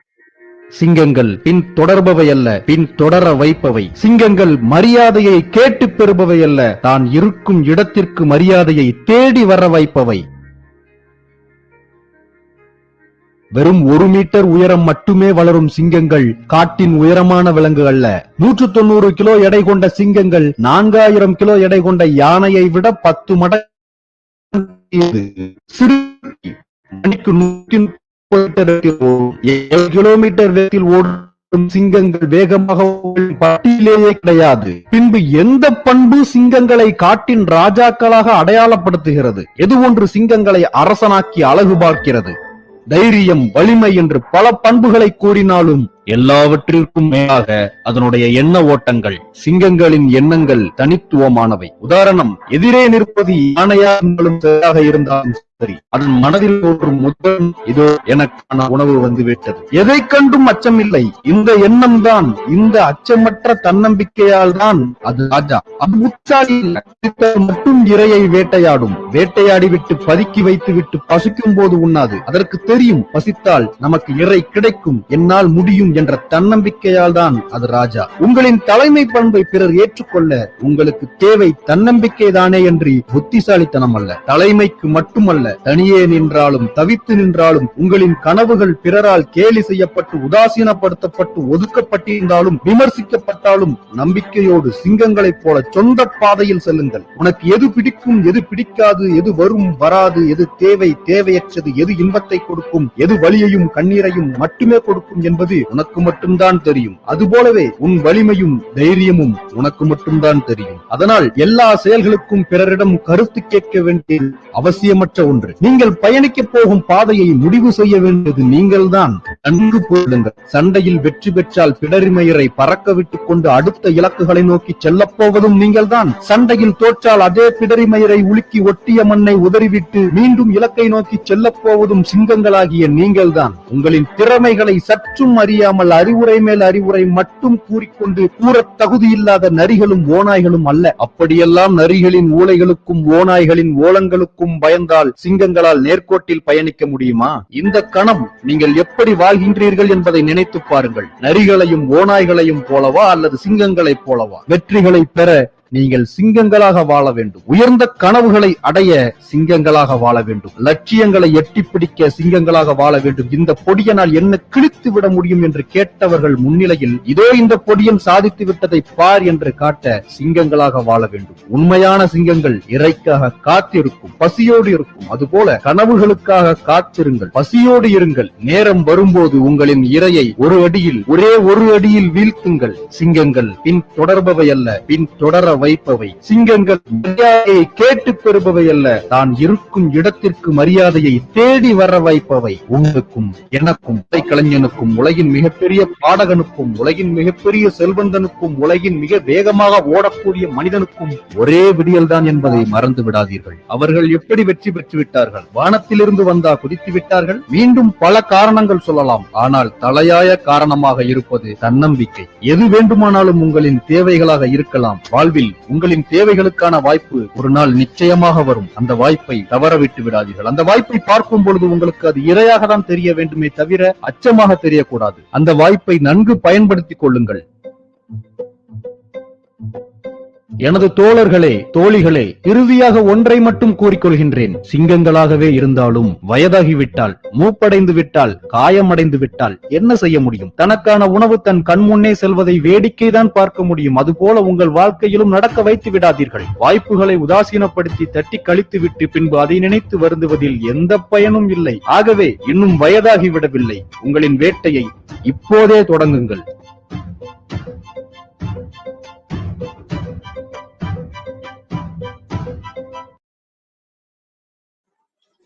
Excellent video. Through this video, ஏன்னா லோகநாதனை பத்தி நான் பேசணும் அப்படின்னு சொல்லும் போது அவர் ஒரு புக் எழுதியிருக்காரு, இவன் வேறு மாதிரி அல்ல அப்படின்னு சொல்லி ஒரு புக்கு. அந்த புக்கை படிக்க படிக்க எல்லாருக்குமே எவ்வளவோ கஷ்டங்கள் வாழ்க்கையில வருது. பட் அவங்க ஒரு ஒரு நம்மளுக்கு கை கால் நல்ல ஆரோக்கியமா இருக்கும், எல்லா விஷயங்களும் பண்றோம். பட் அவங்க வந்து எழுதியிருக்க புக் பாத்தீங்கன்னா கையில வந்து ஒரு விரல்ல ஒரு மாதிரி ஒண்ணு மாட்டிட்டு அந்த ஒரு விரலை மட்டுமே யூஸ் பண்ணி ஒரு பெரிய புக்கையே வந்து எழுதி முடிச்சிருக்காரு. அதை விட அவர்கிட்ட நான் அப்சர்வ் பண்றது என்ன அப்படின்னா அந்த கான்பிடென்ட். எவ்வளவு கஷ்டங்களை வாழ்க்கையில கடந்து வந்தாலும் அவர் பேசும்போது நீங்க கவனிங்களேன், நமக்கே ஒரு உத்வேகத்தை கொடுக்கக்கூடிய அளவுக்கு உற்சாகம், தன்னம்பிக்கை. ஏன்னா அந்த பெயினை அனுபவிச்சு வர்றவங்களுக்கு கடைசியில அவங்க வந்து நல்ல ஸ்ட்ராங் ஆகி ஒரு பக்குவமான நிலைக்கு வந்துடுறாங்க. ஸோ எனக்கு அதனாலதான் அந்த சிங்கத்தோட வீடியோ பார்க்கும்போது நல்ல ஒரு விஷயம், நிறைய விஷயங்கள் புதஞ்சு கிடந்துச்சு. பிஃபோர் இன்ட்ரடக்ஷன் ஆஃப் லோகநாதன் இந்த ஒரு விஷயத்த காட்டணும்னு நினைச்சேன். Now I welcome Loganathan. The floor is yours. Welcome Loganathan. எல்லாருக்கும் வணக்கம். அன்பான அனைவருக்கும் வணக்கம். என்னை பத்தி ரொம்ப நல்லா இன்ட்ரடியூஸ் பண்ணீங்க. அது என்ன, ஒரு சிங்கத்தை பத்தி ஒரு சிங்கமே சொன்னா அசிங்கங்கிற மாதிரி வேறொரு சிங்கத்தை வச்சு ரொம்ப அழகா பண்ணிட்டீங்க. அமெரிக்க வாழ் தமிழர்களுக்கும் யூடியூப்ல வந்து பார்க்குற உலக தமிழர்கள் அனைவருக்குமே ரொம்ப ரொம்ப வணக்கம், பெரிய வணக்கத்தை சொல்லிக்கிறேன். எல்லாரும் நேராக உட்காரலாமா? நேராக உட்காந்து நிமிர்ந்து உட்காரலாமா? Very good, super. அப்படிதான் தெரியுது. முடிஞ்சா உங்களுக்கு வீடியோ கூட ஆன் பண்ணிக்கலாம். ஃபேண்டாஸ்டிக். சரிங்களா? அன்பானவர்களுக்கு வணக்கம். இப்ப என்ன விஷயம்னு பாத்தீங்க அப்படின்னா, நான் ஒரு சின்ன ஒரு கதையை இருந்து ஆரம்பிக்கிறேன். ஒரு சாதாரண ஒரு எளிய குடும்பத்துல ஒரு கிராமத்துல பிறக்கிற ஒரு பையன். அந்த பையன் வந்து வழக்கமான ஒரு ஆசைகளோடையும் வழக்கமான ஒரு தீர்வுகளோடையும் வளர்றான். பணம் தான் வாழ்க்கையில முக்கியங்கிற மாதிரி போய்கிட்டு இருக்கு வாழ்க்கை. அப்படிங்கும்போது ரொம்ப பொருளாதார பின்னடைவுகள் அதெல்லாம் தாண்டி வந்து பார்த்தீங்கன்னா, ஒரு காலேஜில் படிக்கிறான். அதுக்கப்புறம் அவன் நினைச்ச மாதிரியே வாழ்க்கை எல்லாமே நல்லா அமையுது. நினைச்ச மாதிரியே வேலை, நல்ல சம்பளம், எல்லாமே நல்லா இருக்கு. இந்த மாதிரி ஒரு சூழல்ல ஒரு நாள் ஒண்ணு வருது. அந்த நாள் அவனுடைய வாழ்க்கையிலேயே ரொம்ப ரொம்ப ரொம்ப சந்தோஷமான நாள் அப்படி அமையுது. அப்படி ரொம்ப ரொம்ப சந்தோஷமான அந்த சம்பவம் நடந்துச்சு. அப்படிங்கும்போது அவனுக்கு நிறைய கனவுகள், ஆசைகள், எதிர்காலத்தை பத்தின திட்டங்கள் எல்லாமே வருது. இதெல்லாம் வந்ததுக்கு அப்புறம் பாத்தீங்கன்னா, இதெல்லாம் வந்து அந்த சம்பவம் நடந்து முடிஞ்ச ஒரு 10வது நிமிஷம் அடுத்த இன்னொரு சம்பவம் நடக்குது. அந்த சம்பவம் அவனுடைய அந்த கனவுகள் எல்லாத்தையும் புரட்டி போடுது. நீ வாழ்க்கையில் நீ கனவே காணக்கூடாது அப்படிங்கிற அளவுக்கு வாழ்க்கை அவனுக்கு ஒரு விஷயம் சொல்லுது. அந்த சம்பவத்துக்கு அப்புறம் அவனுடைய கழுத்துக்கு கீழே முழுக்க முழுக்க எல்லாமே முடங்கிடுது. இப்ப திரும்ப மறுபடியும் ஒரு 4-5 வருஷங்கள் அந்த அந்த வாழ்க்கையை வாழறான். அப்போ அவனை இந்த சமூகம், குடும்பம், நண்பர்கள் எப்படி ட்ரீட் பண்றாங்க அப்படிங்கிற விஷயங்கள்லாம் நடக்குது. இதுக்கப்புறம் திரும்பவும் கனவுகள் காண ஆரம்பிக்கிறான். திரும்பவும் கனவுகள் காண ஆரம்பிக்கிறான். இந்த தடவை என்னுடைய கனவுகள் எல்லாம் நிச்சயமா நடக்கும். எந்த சூழ்நிலையும் நான் விட போறதில்ல. I will never ever give up அப்படிங்கிற ஒரு ஆட்டிடியூடோட ஆரம்பிக்கிறான். இதுதான் நான் எழுதின கதை. இதுதான் வந்து இவன் வேற மாதிரி அல்ல அப்படிங்கிற புத்தகத்தினுடைய கதை. அதனுடைய சுருக்கம் இது. இந்த புத்தகத்தை நான் ஏற்கனவே சொன்ன மாதிரி என்னுடைய கதை அப்படிங்கும்போது, இந்த புத்தகத்தினுடைய ஹீரோ நான் தான். And you know what, heroes never give up இல்லையா? ஹீரோஸ் எப்பவுமே கிவ் அப் பண்ணவே மாட்டாங்க. அதான் நான் உங்களுக்கும் சொல்ல விரும்புறேன். உங்களுக்குன்னு ஒரு ஐடியா வச்சுக்கோங்க, ஒரு கோல் வச்சுக்கோங்க. அதை வந்து எப்படி செயல்படுத்தணும் அப்படிங்கிற விஷயத்த மட்டும் மனசுல வச்சுக்கோங்க. அந்த விஷயத்த தொடர்ந்து செயல்படுத்திக்கிட்டே இருங்க, முயற்சி பண்ணிக்கிட்டே இருங்க. அதாவது வந்து உங்களுடைய கோலை நோக்கி ஓடிக்கிட்டே இருங்க. ஓட முடியாதவங்க நடந்துகிட்டே இருங்க. நடக்க முடியாதவங்க தவழ்ந்தாவது போய்கிட்டு இருங்க. தயவு செஞ்சு இந்த வீடியோல ஏற்கனவே சொன்ன மாதிரி காரணம் மட்டும் சொல்லவே சொல்லாதீங்க. என்ன கேட்டீங்கன்னா, தோக்குறவன் தான் எப்பவுமே காரணம் சொல்லுவான். ஜெயிக்கிறவன் வழியைத்தான் தேடுவான். அதனால வந்து தொடர்ந்து வழியை தேடிக்கிட்டே இருங்க, உங்களுக்கு வழி கிடைக்கும். நிறைய பேர் சொல்லுவாங்க, எனக்கு வந்து குடும்பம் பிரச்சனையா இருக்கு, எனக்கு வந்து உடல்நிலை சரியில்லை, எனக்கு வந்து பொருளாதாரம் இல்லை, நண்பர்களுடைய சப்போர்ட் இல்லை அப்படின்னு சொல்லுவாங்க. ஒரு விஷயம் சொல்றேன் கேட்டுக்கோங்க. ஒரு புள்ளி விவரம் சொல்லுது, இந்த உலகத்துல பிறக்கிற 85% குழந்தைகளுக்கு நம்ம மேல் சில 4 இந்த பிரச்சனைகள் இருக்கு. குடும்பம், பொருளாதாரம், இந்த மாதிரி பிரச்சனைகள் எல்லாமே இருக்கு. ஆனா இந்த உலகத்துல ஜெயிச்சனா நம்ம ஜெயிச்சோன்னு என்ன சொல்லுவோம் வழக்கமா? உலக கோடீஸ்வரர்கள், உலகத்திலேயே நோபல் பரிசு வாங்கினவங்க, ஆஸ்கர் அவார்ட்ஸ் வாங்கினவங்க, இவங்கெல்லாம் பார்த்தீங்கன்னா 99% பேர் இந்த 85% பேர்ல வந்தவங்க தான். அதனால நம்ம காரணம் சொல்லாம தொடர்ந்து முயற்சி பண்ணிக்கிட்டே இருப்போம். நம்மளுடைய சாதனைகள் வந்து நிறைய தொடர்ந்து போய்க்கிட்டே இருக்கணும். நம்ம வந்து மத்தவங்கலாம் யாருமே அடையாத, யாருமே அடையாத உச்சங்கள அடையணும் அப்படின்னா, யாருமே செய்யாத முயற்சிகள் நம்ம தொடர்ந்து பண்ணிக்கிட்டே தான் இருக்கணும். நிறைய உங்களுக்கு வந்து விமர்சனங்கள் சைட்ல வரத்தான் செய்யும். நம்ம யாருமே ஏதாவது ஒரு புதுசா முயற்சி பண்ணும்போது, "தம்பி இதெல்லாம் முடியாதுப்பா, அது நடக்காது." இந்த மாரி விஷயங்கள் நிறைய சொல்லுவாங்க. ஆனா, எதையுமே காதுல வாங்கிக்காதீங்க. எப்பவுமே வந்து கிரிட்டிசிசத்த காதுல வாங்க ஆரம்பிச்சிட்டோம் அப்படின்னு வச்சுக்கோங்களேன், ரொம்ப ரொம்ப ரொம்ப கஷ்டம்.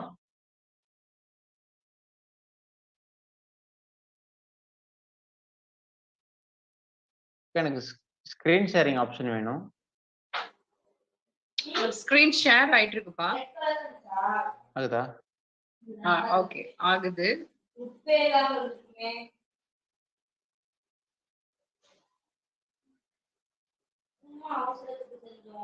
நம்மள நிறைய பேர் காரணம் சொல்லுவோம். எனக்கு வந்து உடல்நிலை சரியில்ல, உடம்புனால வந்து பிரச்சனை இருக்கு அப்படின்னு சொல்லுவோம்.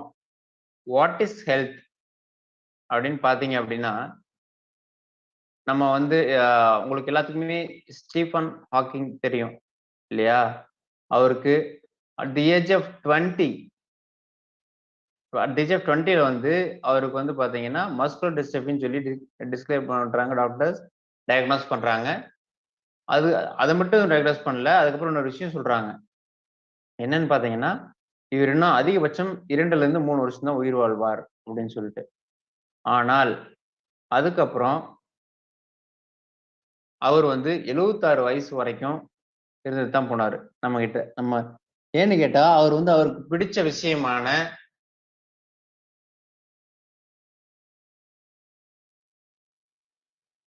ரிசர்ச்ச கையில எடுத்துக்கிட்டாரு.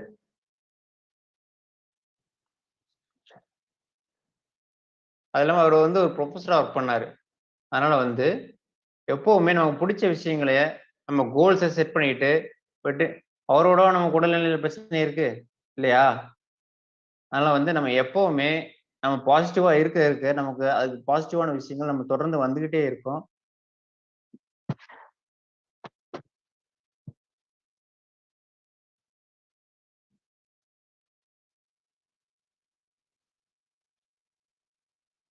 அப்புறம் நம்ம 2வது எப்பவுமே வந்து உற்சாகமா இருக்கும் பொழுது நிச்சயமா நம்மளால வந்து எல்லாத்தையுமே வந்து கண்டிப்பா ரீச் பண்ண முடியும்.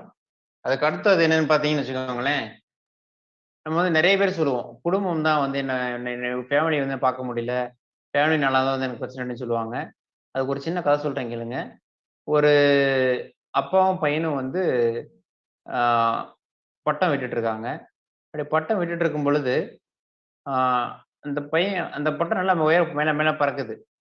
நல்லா மேல பார்த்தோனே அந்த பையனுக்கு ரொம்ப ஆசையா இருக்கும். ரொம்ப மேல பறக்குது.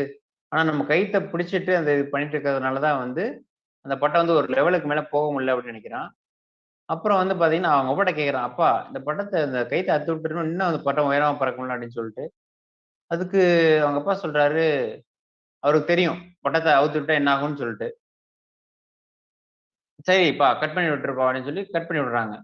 அந்த பட்டம் இன்னும் அதுக்கப்புறம் ஒரு 2 அடி மேல பறந்துட்டு, அப்படியே கொஞ்சம் கொஞ்சமா கீழ விழுந்துடுது. அப்படிதான் நம்ம குடும்பம். நம்ம நினைச்சுக்கிறோம், குடும்பம் தான் நம்மள வந்து பின்னாடி இழுக்குது அப்படின்னு சொல்லிட்டு. அப்படி கிடையாது அது. குடும்பம் வந்து நம்ம ஒவ்வொரு விஷயத்திலயும் நம்மள தொடர்ந்து சப்போர்ட் பண்ணிக்கிட்டே இருக்கு. குடும்பம் தான் நம்ம வந்து முன்னாடி வந்து உந்தி தள்ளிக்கிட்டே இருக்கு. குடும்ப உறுப்பினர்கள் தான் வந்து நமக்கு எல்லா வகையிலும் சப்போர்ட் பண்ணிக்கிட்டே இருக்கிறாங்க. நம்ம நினைச்சுக்கிறோம் குடும்பம் தான் இழுத்து பிடிக்குதுன்னு. குடும்பம் வந்து நம்மள கண்ட்ரோல்ல வச்சுக்கிட்டு இருக்கு. அவ்வளவுதான். அந்த விஷயத்த மட்டும் நம்ம மனசுல வச்சுட்டோம் அப்படின்னா, எதுவுமே பயப்படவே மாட்டோம். யோசிக்கவே மாட்டோம்.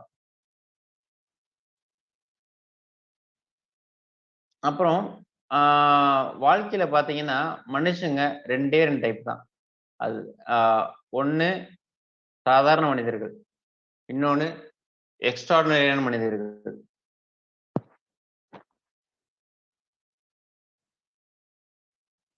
அந்த எக்ஸ்ட்ரார்டினரியான மனிதர்கள தான் நம்ம வந்து ஹீரோன்னு சொல்றோம். யாராவது மைக் ஆன் பண்ணி ஹீரோக்கான டெஃபினிஷன் யாராவது நீங்க என்ன நினைக்கிறீங்கன்னு சொல்ல முடியுமா? ஹீரோன்னா யாரு? நான் ஏற்கனவே ஒரு பாயிண்ட் சொல்லியிருக்கேன். ஹீரோஸ் வில் நெவர் கிவ் அப்ன்னு சொல்லிட்டு. வணக்கம். யாராலையும் செய்ய முடியாத ஒண்ணு செய்யறவர் hero.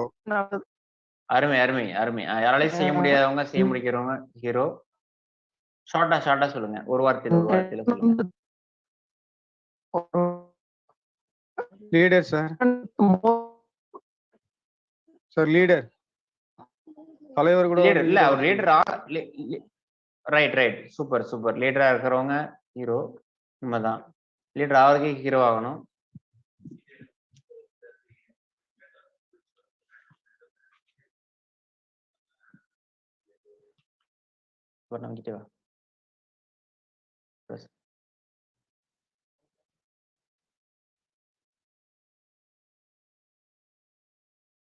He will never criticize. அடுத்தவங்களை பத்தி விமர்சிக்கவே மாட்டாங்க. ஏன்னு கேட்டீங்கன்னா அவர் ரொம்ப பிஸியா இருப்பாரு. அடுத்தவங்க கிரிட்டிசைஸ் பண்றதுக்கு டைம் இருக்காது. அதே மாதிரி அடுத்தவங்களுடைய கிரிட்டிசிசத்தை பத்தி கேட்டுக்கிட்டே இருக்க மாட்டாங்க. ஏன்னு கேட்டா அவங்களுடைய வேலையே ரொம்ப ஜாஸ்தியா இருக்கும். எந்த ஒரு மாற்றத்துக்கும் தயாரா இருப்பாங்க. ஏன்னு கேட்டா நிறைய மாற்றங்கள் வந்துட்டே தான் இருக்கும். மூஞ்சி மாதிரி மாற்றங்களுக்கு தயாரா இருக்கவங்க மட்டும்தான் ஹீரோவா இருக்கவே முடியும். ஏன்னா ஒவ்வொரு நாளும் மாறிக்கிட்டே இருக்கும். அதனால பாத்தீங்கன்னா எப்பவுமே மாற்றத்துக்கு தயாரா இருக்கணும். ஏதாவது கம்ஃபர்ட் ஜோன்ல போய் உட்காந்துக்கலாமா? ஒரு ஒரு கவர்மெண்ட் வேலை கிடைச்சிருச்சு, ஓகே, ஒரு வீடு கட்டியாச்சு, ஒரு கார் வாங்கியாச்சு, போதும் அப்படின்னு நினைக்கிற ஆளா இருக்கவே மாட்டாங்க.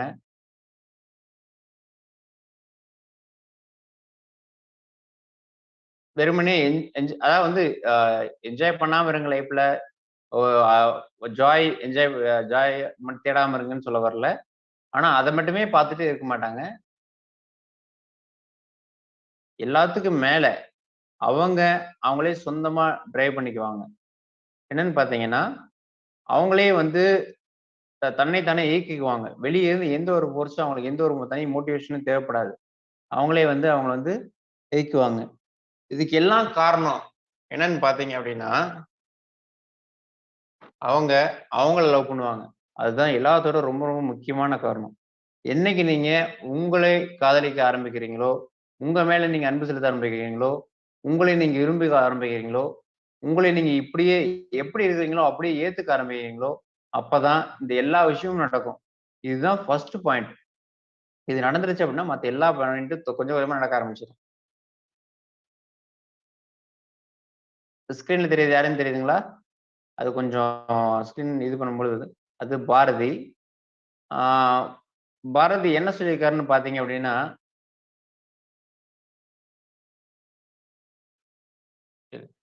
பெரிதினும் பெரிது கேள். எது பெருசோ அதோட என்ன பெருசா கேளு. Ask for figure than the biggest அப்படிம்பாரு அவரு. அதாவது நம்மளால எல்லாமே முடியும். நான் ஏற்கனவே சொன்ன மாதிரி தான். அடுத்தவங்களை பத்தி கேட்டுக்காம இருந்தா, அடுத்தவங்களை பத்தி நம்ம யோசிக்காம இருந்தா நம்மளால எல்லாமே செய்ய முடியும். ஆனா நம்ம அடுத்தவங்களுடைய விமர்சனத்தை கேட்டுக்கிட்டு இருக்கிறனாலதான் எல்லாம் செய்ய முடியறது இல்ல. அடுத்து சுவாமி விவேகானந்தர். அவர் என்ன சொல்லியிருக்காரு உங்களுக்கு தெரியும். நீ எதுவாக நினைக்கின்றாயோ அதுவாகவே ஆகின்றாய். நிச்சயமா அது உண்மை. ஏன்னு கேட்டீங்கன்னா நம்ம எதுவாகணும்னு நினைக்கிறோமோ அது நிச்சயமா ஆக முடியும். அதுக்கு முதல் விஷயம் என்னன்னா நம்ம நம்பணும். என்னவா நான் நாட்டுடைய பிரதமர் ஆகணும்னு நினைக்கிறேன் அப்படின்னு நினைச்சா உண்மையா உங்களால ஆக முடியும். முதல் விஷயம் நீங்க அதை நம்பணும். 2வது விஷயம் அதுக்கு நீங்க உழைக்க தயாரா இருக்கணும். இன்னைக்கு உங்களுக்கு 50 வயசு ஆயிடுச்சு, 60 வயசு ஆயிடுச்சு அப்படின்னு நினைக்கிறீங்களா? ஒரு பிரச்சனை இல்லை. இன்னைக்கும் நடத்த முடியும். ஆனா அதை முதல்ல நீங்க நம்பணும். அதுக்கான உழைப்பு போட தயாரா இருக்கணும். டேர் டு ட்ரீம்னு சொல்லுவாங்க. அதாவது ஒரு கனவு காண்றது கூட ஒரு தைரியம் வேணும்னு சொல்லுவாங்க. நம்ம என்ன கனவு காண்றோமோ அதை நிச்சயமா நிகழ்த்தி காட்ட முடியும். ஆனா அந்த கனவை போய் நம்ம ரீச் பண்றதுக்கு நிச்சயமா பாத்தீங்க அப்படின்னா பெரிய உழைப்பு தேவைப்படும், பெரிய முயற்சி தேவைப்படும், திரும்ப திரும்ப முயற்சி பண்ண வேண்டியது இருக்கும். அதை நம்ம நிச்சயமா செஞ்சே ஆகணும். அடுத்து அப்துல் கலாம். கனவு காணுங்கள் இளைஞர்களே அப்படின்னாரு. கனவுனா வெறும் கனவு மட்டும் இல்ல, அந்த கனவு மெய்ப்படும், அது உண்மை. அதை நான் ஏற்கனவே சொன்ன மாதிரி தான். அந்த கனவு காண்றதுக்கு நமக்கு பெரிய பெரிய தைரியம் வேணும். எல்லாருமே சொல்றது பாத்தீங்கன்னா ட்ரீம் பிக் தான். ட்ரீம் பிக், பெருசா கனவு காணு அப்படின்னு தான் சொல்றாங்க. ஆனா யாருமே எப்படி அடையணுங்கிறத சொல்ல. என்னன்னு பாத்தீங்கன்னா, கனவை முதல்ல நம்ம வந்து அதுக்கான முதல்ல பெருசா கனவு கண்டுக்கோங்க. அதுக்கான ஐடியாவை கிரியேட் பண்ணிக்கோங்க. அதை நோக்கி தொடர்ந்து முயற்சி பண்ணிக்கிட்டே இருங்க. அந்த முயற்சி நிச்சயமா ஒரு நாள் வெற்றி கொண்டு வந்து சேர்க்கும் அப்படிங்கிறது தான். அதுக்கு வந்து நமக்கு தைரியம் வேணும் கனவு காண்றதுக்கு. அதுக்கான உழைக்கிறதுக்கும் நமக்கு வந்து கண்டிப்பா தைரியம் வேணும். ஆனா நம்ம ஏன் இப்ப நம்ம அந்த கோயில்ல பார்த்திருக்கோம். நம்மலாம் எதனால அந்த பெருசா கனவு காண்றதுலன்னு தெரியுங்களா? இப்ப பாக்குறீங்களா இந்த ஒரு யானை தெரியுது பாத்தீங்களா கோயில்ல? இந்த யானைய பத்தி ஒரு கதை சொல்றேன். யானை வந்து நம்மளோட பல மடங்கு பெருசு. ரொம்ப அதிக எடை கொண்டது, அதிக பலம் கொண்டது. ஆனா அந்த யானைய வந்து ஒரு சின்ன சங்கிலியில கட்டி போட்டிருக்கோம். அது என்ன பண்ணிட்டு இருக்கு கோயில்ல எல்லாத்தையும் ஆசீர்வாதம் பண்ணிக்கிட்டு இருக்கு. நம்ம நினைக்கிறோம் அந்த செயின்ல கட்டி போடுறதுனால தான் யானை போக முடியல அப்படின்னு சொல்லிட்டு. அது அப்படி இல்ல. என்ன செய்வாங்க அப்படின்னா, யானை குட்டியா இருக்கும் பொழுதே அது முன்னாடி ஒரு கயித்த காட்டி, ஒரு சின்ன செயினை காட்டி, அது கண்ணு முன்னாடி அதை காட்டுவாங்க. அதுக்கப்புறம் அது கால்ல கட்டிருவாங்க. அதை கட்டிட்டு ஒரு கம்பத்துல ஒரு கட்டி விட்டுருவாங்க. அது ரொம்ப குட்டியா இருக்கும்போது அது 10 நாள் என்ன பண்ணும் ட்ரை பண்ணி பார்க்கும். ட்ரை பண்ணி பார்த்துட்டு, ஓ! நம்மளால வந்து இந்த செயின அத்து போக முடியாது போல இருக்கு. அப்படின்னு அது மைண்ட் செட் பண்ணிக்கும். அதுக்கப்புறம் அது வாழ்நாள் முழுக்க திரும்ப அது முயற்சி பண்ணவே பண்ணாது. அது நீங்க அதனுடைய அது வந்து கிட்டத்தட்ட பார்த்தீங்கன்னா, ஒரு 10 டன் எடையுள்ள ஒரு யானையினால, ஒரு 2 டன் எடையுள்ள யானையினால ஒரு 10 கிலோ செயின் அக்க முடியாம கிடையாது. அது வந்து முயற்சி பண்ணாமயே போயிடும். ஏன்னா, அதனால முடியாதுன்னு நான் நினைச்சுக்கும். அப்படிதான் நம்மள பல பேரு. என்னைக்கோ யாரோ நீ உருப்படவே மாட்ட, உன்னால முடியாது அப்படின்னு மாரி என்னைக்கோ யாரோ சொன்ன விஷயத்த இன்னும் மனசுல வச்சுக்கிட்டு, பெரிய பெரிய கனவுல காணாம இருக்கிறோம். தயவு செஞ்சு பெரிய பெரிய கனவுகள் காண ஆரம்பிங்க. எல்லாமே சாத்தியப்படும். இதுதான் முடியும், இது முடியாதுங்கிறது எதுவுமே கிடையாது. எல்லாமே நிச்சயமா சாத்தியப்படும். யானை மாரி தான் நம்ம பலமே நமக்கு தெரியாம இருக்கு.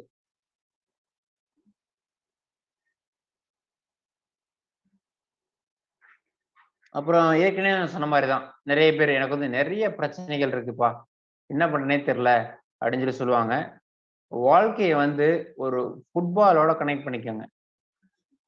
ஃபுட்பால் வந்து நீங்க விளையாடும் பொழுது, கொஞ்சம் யோசிச்சு பாருங்க. இந்த பிக்சர்ல ஒருத்தர் ஃபுட்பாலோட நிக்கிறாரு. ஆ இப்படியே இந்த கிரவுண்ட்ல நம்ம ஃபுட்பால்ல வந்து பாத்தீங்கன்னா, நம்ம விளையாடுவோம். நமக்கு ஆப்போனன்ட்டா ஒரு 10 பேர் இருப்பாங்க. அந்த ஆப்போனன்ட்டா 10 பேர் இருக்கும் பொழுது தான், நம்மளால அவங்கள அந்த 10 பேர்த்தையும் வந்து கடந்து போய் அந்த கோல் போஸ்ட்ல பால போடும் பொழுது தான், நமக்கு வந்து ஒரு பெரிய சந்தோஷம் கிடைக்குது, திருப்தி கிடைக்குது, நிறைய அப்ளாஸ் கிடைக்குது இல்லையா? அதுவே இப்ப கொஞ்சம் யோசிச்சு பாருங்க. இந்த கிரவுண்ட்ல யாருமே இல்ல. நீங்க பாட்டுக்கு அந்த பால் எடுத்து கொண்டு போய் கோல் போஸ்ட்ல போடணும். உங்களுக்கு ஏதாவது ஒரு சாட்டிஸ்ஃபேக்ஷன் இருக்குமா? நிச்சயமா இருக்காது. அதுதான் எப்பவுமே வந்து life is like a football ground தான். நம்ம நினைச்சிட்டு இருக்கோம். பிரச்சனைகள்லாம் இருக்கு, நிறைய இருக்கு. எப்படி நான் வந்து இது பண்ணி போறேன் அப்படின்னு சொல்லிட்டு. ஆப்போனன்ட் இல்ல, அப்ளாஸ் இல்ல, ஒரு அதாவது வந்து கோல் போஸ்ட் கிடையாது அப்படின்னு வச்சுக்கோங்களேன். லைஃப் வந்து ஒண்ணுமே இல்ல. ரொம்ப வீணா போயிடும். வந்து கொஞ்சம் யோசிச்சு பாருங்க. இந்த பிரச்சனைகள் இல்லாம நீங்க சொல்றீங்கல்ல, இந்த ஆ எனக்கு வந்து நிறைய பிரச்சனைகள் இருக்கு அப்படின்னு சொல்றீங்கல்ல, அந்த பிரச்சனைகள் எல்லாம் தான் உங்களுடைய சவால்கள். பிரச்சனையா பார்க்காதீங்க. அதுக்கு ஒரு சின்ன மந்திரம் சொல்றேன் கேளுங்க. ஆ தலாய் லாமா சொன்னது. If there is a problem which you can solve it, there is no point of worrying. If there is a problem which you cannot solve it, there is no need to worry. இல்லைங்களா? எப்பவுமே வந்து ஒரு பிரச்சனையை உங்களால சரி பண்ணிக்க முடியும் அப்படின்னா, நீங்க அதை பத்தி worry பண்ணவே தேவையில்லை. ஆனா ஒரு பிரச்சனை, அதை உங்களால சரி பண்ணிக்க முடியாது அப்படிங்கும்போது அதை ஒத்தி போய் worry பண்ணி பிரயோஜனமே இல்லை. அதனால வந்து தயவு செஞ்சு பிரச்சனைகளை பார்த்து worry பண்ணிக்காதீங்க. ஏன்னா எப்போலாம் நம்ம worry பண்ணிக்கிறோமோ ஒரு பிரச்சனையை பார்த்து, அப்ப நம்ம புத்தி மந்தப்படும். நம்மளால வந்து சரியா செயல்பட முடியாது. அதனால நம்ம வந்து எப்பவுமே பெருசா செயல்படணும் அப்படின்னா, அந்த பெரிய பெரிய சவால்களை எல்லாம் தாண்டி நான் நான் இந்த கேஜிஎஃப் படத்துல ஒரு டயலாக் வரும்.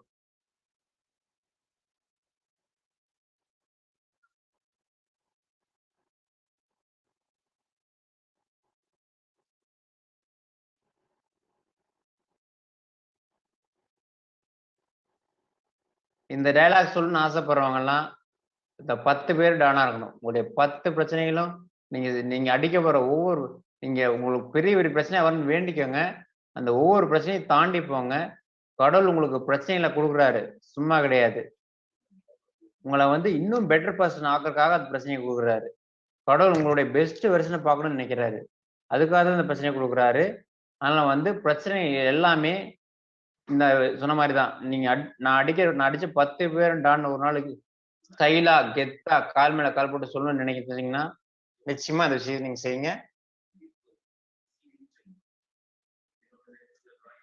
அடுத்து தாமஸ் ஆல்வா எடிசனை பத்தி ஒரு சின்ன விஷயம் சொல்றீங்க. நிறைய பேர்த்துக்கு இந்த ஐயோ நம்ம முயற்சி பண்றோம் தோத்துருவோமோன்னு ஒரு பயம் இருக்கு. தாமஸ் ஆல்வா எடிசன் வந்து அந்த பல்பை கண்டுபிடிக்கிறதுக்கு கிட்டத்தட்ட 800 முறைக்கு மேல முயற்சி பண்ணாரு. தொடர்ந்து பாத்தீங்கன்னா தோல்விகள். நம்ம வாழ்க்கையில தோல்விகள். அப்ப வந்து 800 முறைக்கு மேல முயற்சி பண்ணி அப்புறம் தான் ஜெயிக்கிறாரு. அப்ப வந்து பத்திரிகை நிருபர்கள்லாம் அவர் கேட்கிறாங்க, சார் நீங்க வந்து 800 முறை இந்த ஒரு பல்பு கண்டுபிடிக்க நீங்க 800 முறைக்கு தோத்துறீங்களா அப்படின்னு கேக்குறாங்க. அப்ப அதுக்கு பதில் சொல்றாரு, இல்ல நான் வந்து 800 முறை தோக்கல, 800 முறை எப்படியெல்லாம் பல்பை கண்டுபிடிக்க கூடாதுன்னு கண்டுபிடிச்சேன் அப்படின்னு சொல்றாரு. அது மட்டும் இல்ல, அவர் இந்த தோத்து போனார் பாத்தீங்களா, டங்ஸ்டன் நிலைக்கு பதிலாக அவர் வந்து தங்கம் வச்சு பார்த்தாரு, பிளாட்டினம் வச்சு பார்த்தாரு, வேற பல உலோகங்கள் ட்ரை பண்ணி பார்த்தாரு. அதுக்கப்புறம் அந்த அந்த உலோகங்கள்லாம் வேற எதுல பயன்படுன்னு சொல்லி அதெல்லாம் ஏகப்பட்ட கண்டுபிடிப்புகள் அவர் கண்டுபிடிச்சாரு. உலகத்திலே இது வரைக்கும் அதிக காப்பி பேட்டன் ரைட்ஸ் வந்து அவர் தான் வச்சிருக்காரு. 1032 பேட்டன் ரைட்ஸ் வச்சிருக்காரு. ஏன்னு கேட்டா அவர் வந்து ஃபெயிலியரை வந்து ஃபெயிலியரா பார்க்கல. அவர் வந்து ஃபெயிலியர்களை வந்து ஒரு ஃபீட்பேக்கா பார்த்தாரு. Failure is not a failure, it is just a feedback.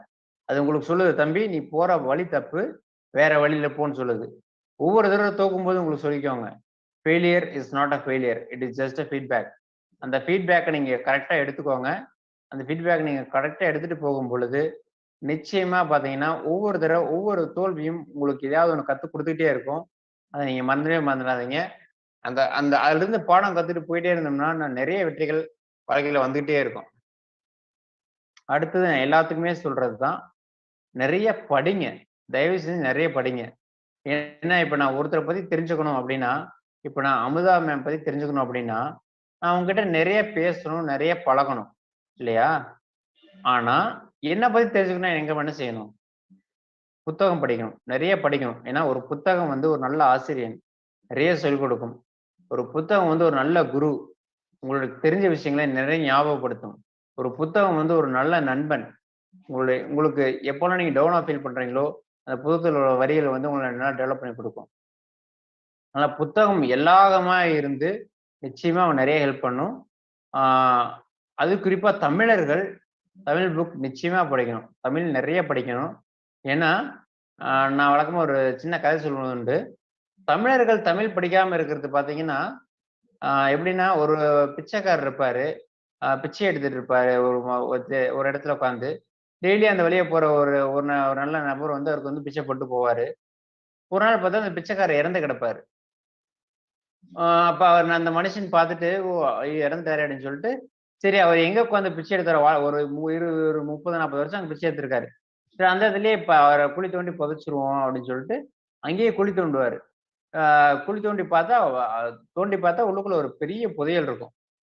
அப்பதான் கவனிப்பாரு, அடப்பாவி இவ்வளவு பெரிய புதையலுக்கு மேலே உட்காந்தா இவ்வளவு நாள் பிச்சை எடுத்துட்டு இருக்கான் இருக்காரு இவரு அப்படின்னு அப்பதான் ஃபீல் பண்ணுவாரு. அப்படிதான் தமிழர்கள். நம்மலாம் பிச்சை, அதாவது வந்து நம்ம வேற்று மொழிகள் படிக்க வேணாம்னு சொல்லல. ஆனா மற்ற மொழிகள் எல்லாம் ஒரு வேலையை ஒரு விஷயத்தை எப்படி செய்யணும்னு சொல்லிக் கொடுக்கும். ஆனா தமிழ் மட்டும்தான் வாழ சொல்லிக் கொடுக்கும். வாழ்க்கையை எப்படி வாழணும் அப்படிங்கிற விஷயத்த தமிழ் கண்டிப்பா நீங்க படிச்சு பாருங்க. நான் இப்ப சொன்னா போய் கண்டிப்பா நீங்க போய் திருக்குறள் படிக்க போறது இல்ல. குறைஞ்சபட்சம் ஆத்திச்சூடியா படிங்க. அதுல இருக்கிற அறம்ங்கிற வார்த்தைக்காவது அர்த்தத்தை கண்டுபிடிங்க. நிச்சயமா நிறைய விஷயங்கள் நீங்க கத்துப்பீங்க. திருக்குறள் படிச்சா இன்னுமே சிறப்பு. திருக்குறள் படிச்சீங்கன்னா இன்னுமே சிறப்பு. யாராவது சொல்றாங்க? ஆகாஷ் நடுவுல டிஸ்டர்பன்ஸ் வருதுப்பா, என்னன்னு பாரு. ஆனா வந்து திருக்குறள் வந்து நம்ம தான் ஸ்கூல் படிக்கும் போதே சாய்ஸ்ல ஒரு ஆளுங்க. நான் இது கூட ஒரு கதை சொல்வது உண்டு. என்னன்னு பாத்தீங்கன்னா, ஒரு இடத்துல வந்து பாத்தீங்கன்னா போர்டு எழுதி போட்டிருந்தாங்க, இங்க வந்து திருக்குறள் வகுப்பு நடத்தப்படும்னு சொல்லிட்டு ஒரு கோயில்ல. பாத்தீங்கன்னா டெய்லி ஒரு 2 பேர் 3 பேர் தான் வந்துட்டு இருந்தாங்க. ஆனா கொஞ்ச நாள் பார்த்தாங்க 2 பேர் 3 பேர் தான் கிளாஸ் வந்துட்டு இருந்தாங்க. இப்போ ஒரு ப்ரொஃபசர் ஒரு ஒரு ஒரு ஆசிரியர்கிட்ட ஐடியா கேட்டாங்க. என்னங்க இந்த மாதிரி திருக்குறள் யாருமே படிக்க மாட்டேங்கிறாங்க அப்படின்னு சொல்லிட்டு. அப்படியா அப்படின்னு சொல்லிட்டு ஒரு ஒரு ஐடியா கொடுத்தாரு. இங்க வந்து அடுத்த நாள் போர்டுல போட்டாங்க. திருக்குறள் வகுப்புக்கு வரோம் எல்லாத்துக்குமே பொங்கலும் சுண்டலும் வழங்கப்படும்னு போட்டிருந்தாங்க. அடுத்த நாள் பார்த்தா பயங்கர கும்பல். உடனே இந்த ப்ரொஃபசர் வராரு, கிளாஸ் எடுக்க போறாரு. முதல் திருக்குறள் சொல்றாரு. முதல் திருக்குறள் பாதி சொல்லிட்டு இருக்கும் பொழுதே ஒருத்தர் எந்திரிக்கிறான். ஐயா இவரு ஏதோ சந்தேகம் கேட்கறாங்க போல இருக்குன்னு ரொம்ப சந்தோஷமா அப்படியே என்னப்பா சொல்லுப்பான்னு கேட்கிறாரு. ஐயா திருக்குறள் எழுதி எவ்வளவு நாள் ஆச்சு அப்படின்னு கேட்கிறாரு. 2000 வருஷம் ஆச்சு அப்படிங்கிறாரு. ஐயா 2000 வருஷம் ஆச்சு, ஆனா அது அப்படியே இருக்கு. ஆனா இன்னும் கொஞ்ச நேரம் ஆனா இந்த இது பொங்கல் ஆயிடும். ஃபர்ஸ்ட் பொங்கல் கொடுத்தீங்கன்னா அதை சாப்பிட்டு ஒரு திருக்குறள் கிளாஸ் கவனிக்கலாம் அப்படிங்கிறாரு. இந்த மாதிரி நிலைமை தான் இருக்கு. நம்முடைய திருக்குறள், தொல்காப்பியம் இந்த மாதிரி விஷயங்கள் எல்லாம் நம்ம படிக்கிறதுல இந்த மாதிரி சூழ்நிலை தான் இருக்கு. ஆனா தயவு செஞ்சு நிறைய படிங்க. தமிழர்கள் தமிழ் படிங்க. தங்க திருவோடுல பிச்சை எடுத்துட்டு இருக்கோம், மறந்துடாதீங்க. உங்க தங்க திருவோடு உங்க கையில இருக்கு, அதை யூஸ் பண்ணுங்க. அதையெல்லாம் யூஸ் பண்ணும் பொழுது கண்டிப்பா வாழ்க்கை நிறைய வெற்றி மேல வெற்றிகள் நிறைய குவிப்பீங்க. இந்த நம்ம சொன்ன விஷயங்கள் தொடர்ந்து விடாமுயற்சியை விடவே விடாதீங்க. நான் ஏற்கனவே சொன்ன மாதிரி யாருமே அச்சீவ் பண்ணாத விஷயங்களை அச்சீவ் பண்ணணும்னா யாருமே சொல்லாத, யாருமே முயற்சி பண்ணாத விஷயங்களை முயற்சி பண்ணிட்டே தான் இருக்கணும். உங்களுக்கு ஏதாவது கேள்வி பதில் இருந்தால் கேட்கலாம். எக்ஸலண்ட் லோகேஷ். லோகநாதன் அருமையா இருந்துச்சு. ஏன்னா நீங்க அழகா இந்த பவர் பாயிண்ட் ப்ரெசன்டேஷனே எக்ஸலண்ட். அத கனெக்ட் பண்ணி அருமை. லோகநாதா ஐயா சொல்லுங்க ஐயா. வணக்கம் ஐயா. அடிச்சு முறைகிட்டேன். நாங்கெல்லாம் அவனுடைய ஃபேன் ஆயிட்டோம். ரொம்ப நன்றிங்க, ரொம்ப நன்றி. நான் அமுதாலாம் உனக்கு ஃபேன் போ. ரொம்ப நன்றிங்க. நாங்கெல்லாம் உங்களுக்கு ஃபேனாய் ரொம்ப வருஷம் ஆச்சுங்க ஐயா. ரங்கநாதர் என்ன பண்றது தெரியல, விஸ்காரப்பட்ட தெரியல. நான் அப்படியே உட்காந்துட்டு இருக்கேன். அப்படியே அவர் பேசுறதுலாம் கேட்டு வாங்கி போயிட்டு இருக்கேன். ரொம்ப பயக்க போயிட்டாரு. இல்ல அந்த ஃபுட்பால்ல அத உதாரணம், அப்புறம் இந்த ஆப்பர்ச்சுனிட்டிஸ நீங்க கரெக்டா பயன்படுத்திக்கணும்னு சொன்னது, பயப்படக்கூடாது ஆப்பர்ச்சுனிட்டிஸ பார்த்தேன்னு சொன்னது, இதெல்லாம் ரொம்ப பிரமாதமான விஷயம். ரொம்ப நன்றிங்க, ரொம்ப நன்றிங்க. அப்புறம் நமக்கே தெரியாம நம்ம ஒரு பெரிய பொக்கிஷத்துல உட்கார்ந்து இருக்கோம். நீங்க நல்லா சொன்னீங்க. பொக்கிஷத்தை உபயோகிக்காம நம்ம உட்கார்ந்துட்டு இருக்கோம். அத நம்மளோட அதுவும் ரொம்ப நல்லா இருந்துச்சு. ரொம்ப நன்றிங்க, ரொம்ப நன்றிங்க. லோகு வணக்கம். லோகு தலாலாமா கருத்து ரொம்ப ரொம்ப அருமை. ரொம்ப நன்றி, ரொம்ப நன்றி சிவானந்தம். ரொம்ப நன்றி சிவானந்தம். இந்த சிவானந்தம் சேலமா? வேற யாருக்கா ஏதாவது கேள்விகள் இருந்தா கேட்கலாம். ஐயா ஐயா ஐயா வணக்கம் ஐயா. நானும் லோகநாதனும் கல்லூரி நண்பர்கள். அப்படியா? ரைட். என்ன சிவானந்தம்னு அது இன்னொரு சேலம் பக்கத்துல தாராபுரம் என்னது ஒரு பேர் மறந்து போயிட்டேன். அவரு அங்க சேலம் இதுல அங்கதான் இந்த மாதிரி ஒரு மாற்றுத்திறனாளி. அவர் வந்து இப்ப வண்டியெல்லாம் வச்சிருக்காரு. வண்டியில சைட் கார் வச்சு ரொம்ப காலத்துக்கு முன்னாடி 20 வருஷத்துக்கு முன்னாடியே அதுல பல ஊர்களுக்கு அவர் பயணம் செய்வாரு. சரவணகுமார் பண்றாங்க. சரவணகுமார் ஹேண்ட் பண்றாரு.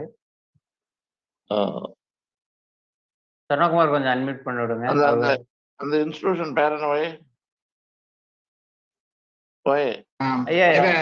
சரியா ஞாபகம் இல்ல. Okay right. கேட்கலாம், நீங்க கேட்கலாம். சத்தியமூர்த்தி, சரவணகுமார், ராமச்சந்திரன் கேள்வி கேட்கலாம். கேளுங்க. எதை பத்தி வேணா நீங்க கேளுங்க. இந்த டாபிக் பத்தி தான் இல்ல, கேளுங்க. என்னால எனக்கு தெரிஞ்ச ஹைப்போதெட்டிக்கல் எல்லாம் எந்த கேள்வி தான் கேட்கலாம். கேளுங்க. Thank you sir. இவன் வேற மாதிரிங்கிறது க்ளோஸ் பண்ணிடுங்க. அப்பதான் நீங்க ஸ்கிரீன்ல தெரிவிங்க. ஸ்கிரீன் ஷேர் க்ளோஸ் பண்ணிட்டீங்கன்னா உங்க ஸ்கிரீன் தெரிவிங்க.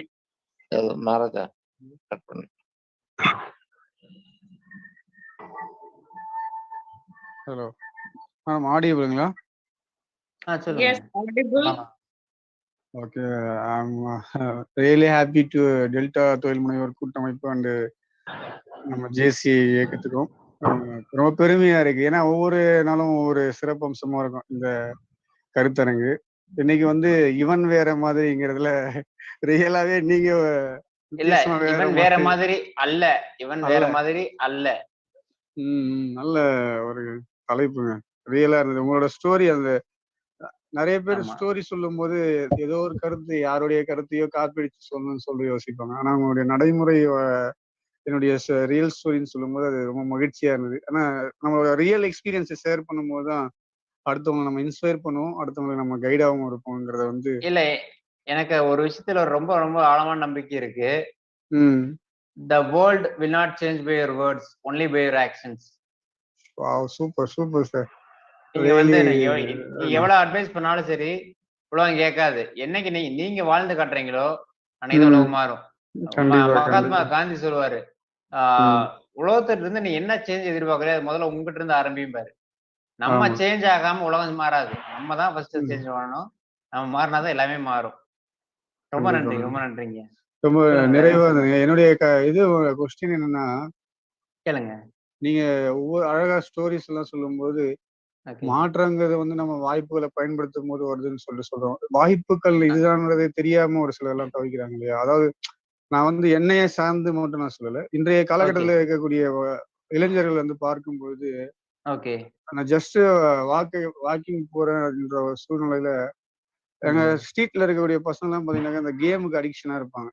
உண்மைதான், உண்மைதான். இப்போ நம்ம இந்த கோவில்ல வந்து பிரசாதம் கொடுத்தா கூட பிரசாதத்தை முதல்ல கொடுத்துற கருத்தை எனக்கு அப்புறம் கொடுன்ற அந்த அறிவு ஞானம் கூட இல்லாம இருக்கக்கூடிய மக்கள்கிட்ட இன்னைக்கு வந்து 10,000 ரூபாய் 15,000 ரூபாய் கொடுத்து அடித்தட்டு மக்களுக்கு அவங்களுடைய மகள்களுக்கு கூட வந்து இந்த செல்போனை வாங்கி கொடுத்து மக்கள் வந்து இளைஞர் சமுதாயம் மேம்பாடு அடையணும்னு சொல்லிட்டு நம்ம வெளியே நல்லா பேசிட்டு இருந்தாலும் கூட இன்னைக்கு இளைஞர் சமுதாயத்துடைய பேரழிவுக்கு வந்து இந்த மொபைலுடைய அடிக்ஷன் வந்து ரொம்ப அதிகமான தாக்கத்தை உருவாக்கிடுது. ஸோ அப்ப இவன் வேறு மாதிரி அல்லன்ற கருத்தை நீங்க சொல்லும் போது இந்த சமுதாயத்து மக்களை மாத்துறதுக்கு இது உங்களுடைய கருத்துக்கள் என்ன அப்படின்னு சொல்லிட்டு உங்களுடைய அனுபவத்தில் நீங்க சொன்னா கொஞ்சம் நல்லா இருக்கும். என்னன்னு பாத்தீங்க அப்படின்னா, மொபைலை பத்தி நீங்க கேக்குறீங்க.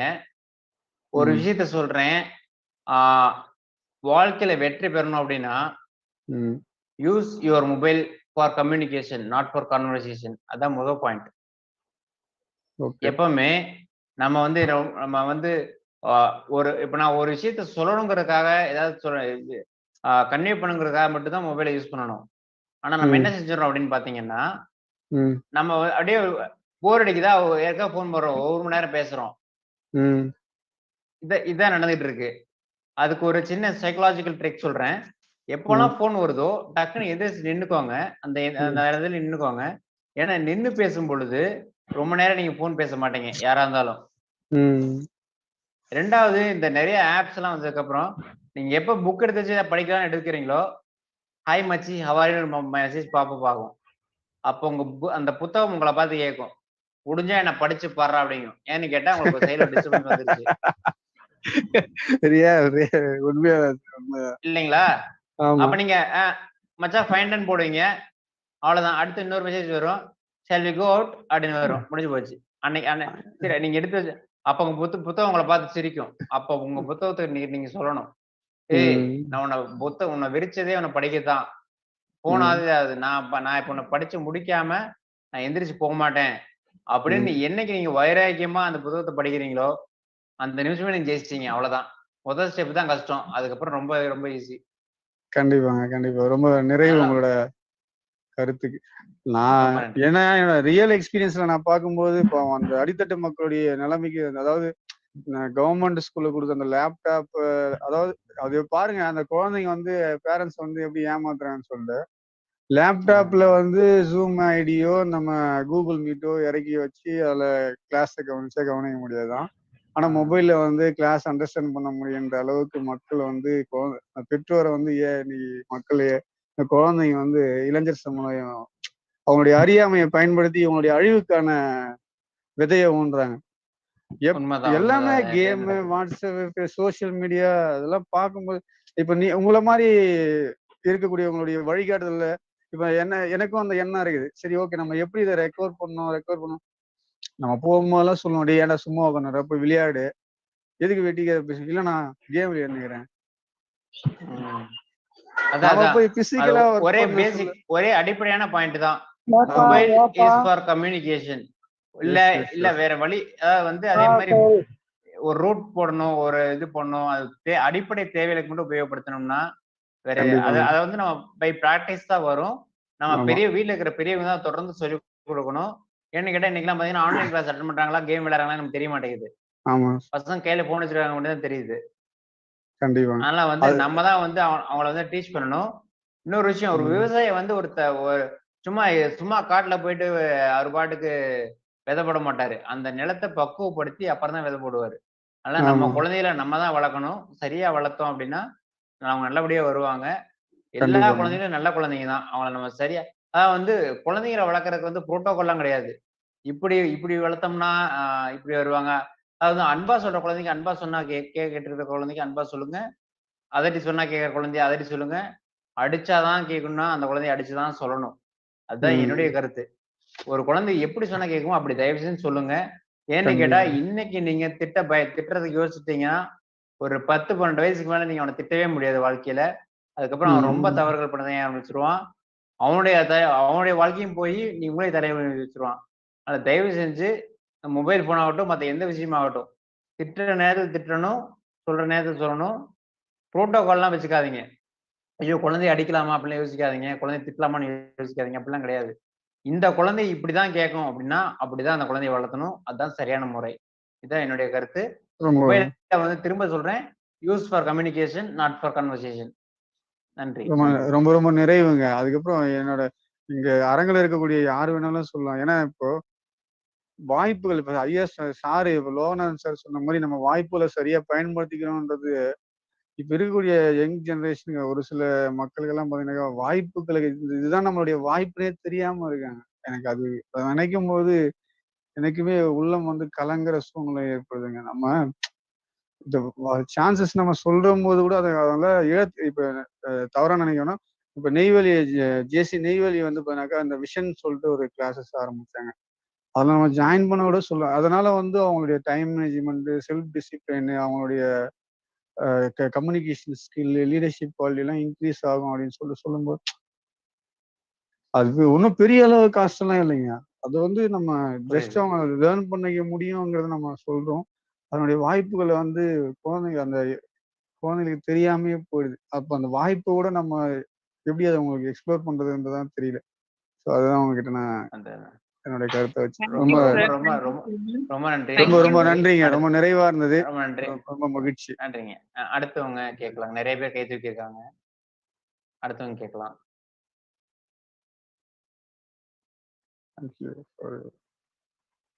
ஹலோ, சரவணகுமார் சொல்லுங்க, கேக்குதுங்க. வணக்கங்க எல்லாத்துக்கும். லோகநாதன் கிட்ட ஒரு கேள்வி இருக்கு எனக்கு. சொல்லுங்க, கேளுங்க சரவணகுமார்.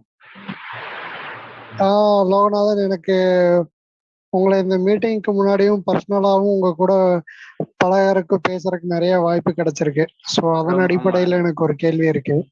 கேளுங்க சரவணகுமார். அதுதான் லோகநாதன். அதாவது இப்ப நான் என்ன கம்பேர் பண்ணி உங்களோட பேசுறேன். பிகாஸ் எனக்கு பாத்தீங்கன்னா என்ன மொபைலைஸ் பண்றதுக்கு என்னோட கை இருக்கு. ஸோ அதை வச்சாவது நான் என்னோட வேலைகளை செஞ்சுக்க முடியுது. ஸோ அதோட பாக்குறப்போ நீங்க அதையும் மேற்கொண்டு உங்களோட கழுத்து பகுதியில இருந்துமே உங்களுக்கு செயல்பாடு இல்லாம இருக்கீங்க. ஆனா உங்ககிட்ட நான் எப்ப பேசுறப்போ உங்களோட கான்பிடன்ட் லெவல் குறைஞ்சதே இல்லை. எனக்கு எப்பாவது மனசு டயர்டா இருக்கு, கொஞ்சம் பிரச்சனைகள் இருக்கு, லோகநாதன்ட்ட பேசினா நல்லா இருக்கும் அப்படின்னு நினைச்சு உங்களை கூப்பிடுவேன். பட் எப்ப கூப்பிட்டாலும் உங்களோட டோன் கான்பிடென்ட்டாவே தான் இருக்கும். நான் மனசுல நினைப்பேன், என்ன மனுஷன் எப்ப கூப்பிட்டாலும் இப்படியே தான் இருக்காரு, இவர்கிட்ட பேசுவோம், கொஞ்சம் ரிலாக்ஸேஷன் ஆகும் அப்படின்னு நினைச்சிருக்கேன் நிறைய தடவை. ஸோ அந்த கான்பிடன்ட் லெவல் நிறைய பேருக்கு இன்னைக்கு இல்லாம இருக்கு. அதை வளர்த்துக்கிறதுக்காக நீங்க எப்படி பிராக்டிஸ் பண்றீங்க, மத்தவங்களுக்கும் அதை எப்படி எடுத்துக்கிறக்க சொல்றீங்க, அதை கொஞ்சம் கைட் பண்ணுங்களேன். கண்டிப்பா சொல்றேன். அதாவது வந்து முதல்ல நீங்க எப்படி இருக்கீங்களோ அப்படியே உங்களை ஏத்துக்குங்க. கருப்பா இருக்கேன், நான் வந்து எனக்கு வந்து குள்ளமா இருக்கேன், எனக்கு வந்து ஒரு டிசேபிலிட்டி இருக்கு, எனக்கு ஒரு பிரச்சனை இருக்கு, இந்த மாதிரி விஷயங்கள் எல்லாம் தூக்கி போடுங்க. அது இருக்கு, அது இருக்கும், அது இருந்துட்டு போகுது. அது பாட்டுக்கு அது இருக்கட்டுமே.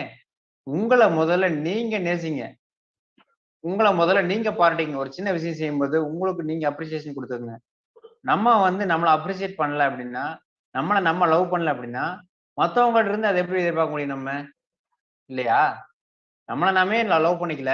நம்மள நாமே பாராட்டிக்கல. நமக்கு நாமே எதுவுமே இது குடுத்துக்கல. ஆனா வந்து மத்தவங்கட்ட இருந்து எப்படி எதிர்பார்க்க முடியும்? இல்லையா? முதல்ல வந்து உங்கள நீங்க லவ் பண்ண ஆரம்பிச்சிட்டீங்கன்னா, உங்களுக்கான பார்வை விரிஞ்சு போகும். பெருசாயிடும். நீங்க வந்து உங்கள நீங்க லவ் பண்ணும் பொழுது, அடுத்தது உங்களுக்கான எபிலிட்டி என்னங்கிறது தெரிஞ்சிரும். உங்களால எதெல்லாம் முடியும், எதெல்லாம் முடியாதுங்கிறது தெரிஞ்சிரும். முடியாதுங்கிறதுக்கு விஷயம் என்னன்னு பார்த்தீங்க அப்படின்னா, முடியாதுன்னா உங்களால முடியவே போகாதுல்ல. அத வந்து வேற ஒருத்தர வச்சு செஞ்சுக்க முடியும். அப்படிங்கும் பொழுது டெக்னாலஜி இருக்கு. Innovation has solution for everything. ஆனா வந்து இப்ப நான் பார்த்தீங்கன்னா, ஆ ஆ ஏற்கனவே அமுதா மேம் சொன்ன மாதிரி, நான் படுத்துட்டே இருந்து அந்த புத்தகத்த எழுதினேன். When I can do it, why not you? எல்லாராலையும் எழுத முடியும். எல்லாரும் புத்தகம் எழுத முடியும். எல்லாரும் எவ்வளவோ விஷயங்கள் செய்ய முடியும். நம்ம செய்யாம ஏற்கனவே ஒரு சத்தியமூர்த்தி சார் சொன்ன மாதிரி, நம்ம செய்யாம ஆப்பர்ச்சுனிட்டிஸ பயன்படுத்தாம இருக்கிறோம். ஆப்பர்ச்சுனிட்டிஸ் இங்க நெறைய கெடக்கு. நம்ம இன்னொரு விஷயம் சொல்லப் போனா ஆப்பர்ச்சுனிட்டி தேடியே போ தேவையில்ல. வாழ்க்கையில பார்த்தீங்க அப்படின்னா, அதிர்ஷ்டம் இருந்துச்சுன்னு வச்சுங்களேன், ஒரு தடவையோ 2 தடவை ஜெயிக்கலாம். வாய்ப்பு கிடைச்சா ஒரு 4 வாய்ப்பு கிடைச்சா 4 தடவை ஜெயிக்கலாம். ஆனா விடாமுயற்சி மட்டும் இருந்துச்சுன்னு வைங்களேன், ஒவ்வொரு முயற்சியிலும் வாழ்க்கையில ஜெயிச்சுக்கிட்டே இருக்கலாம். அத மட்டும் மனசுல வச்சுக்கோங்க. இது ஒரு முக்கியமான பாயிண்ட். இத மனசுல வச்சுக்கோங்க. ரொம்ப நன்றி. உங்கள நீங்க லவ் பண்ணுங்க. அதான் உங்கள நீங்க லவ் பண்ணுங்க. ஒரு வலி இருக்கா? பிரச்சனை இருக்கா? அதையெல்லாம் ஒரு சவாலா பாருங்க. ஏன்னா ஒரு பிரச்சனையா பார்த்தீங்க அப்படின்னா, புத்தி மந்தமாயிரும். அடுத்து அத செய்ய முடியாது. எல்லாத்தையும் சவாலா பாருங்க. நான் ஏற்கனவே சொன்ன மாதிரி எல்லாத்தையும் சவாலா பார்க்கும் பொழுது, நிச்சயமா நீங்க வந்து ஆ ரொம்ப ரொம்ப ஈஸியா அதெல்லாம் ஓவர் கம் பண்ணி வந்துருவீங்க. நன்றி நன்றி நன்றி நன்றி சார். நன்றி சரவணகுமார். சூப்பர். லோகநாதன் பேசுறத கேட்டுக்கிட்டே இருந்தா கேட்டுக்கிட்டே இருக்கலாம் போல இருக்கேப்பா. அருமை. எக்ஸலன்ட்.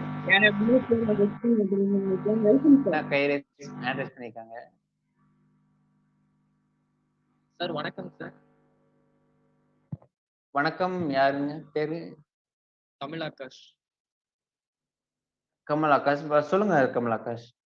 சார் இன்னைக்கு உங்களுடைய எனக்கு ஸ்பீச் வந்து ரொம்பவே மோட்டிவேஷனலா இருந்துச்சு. மேடம் சொன்னாங்க இன்னைக்கு ரொம்பவே ஸ்பீச் ரொம்பவே நல்லா இருக்கும் அந்த மாதிரி சொன்னாங்க.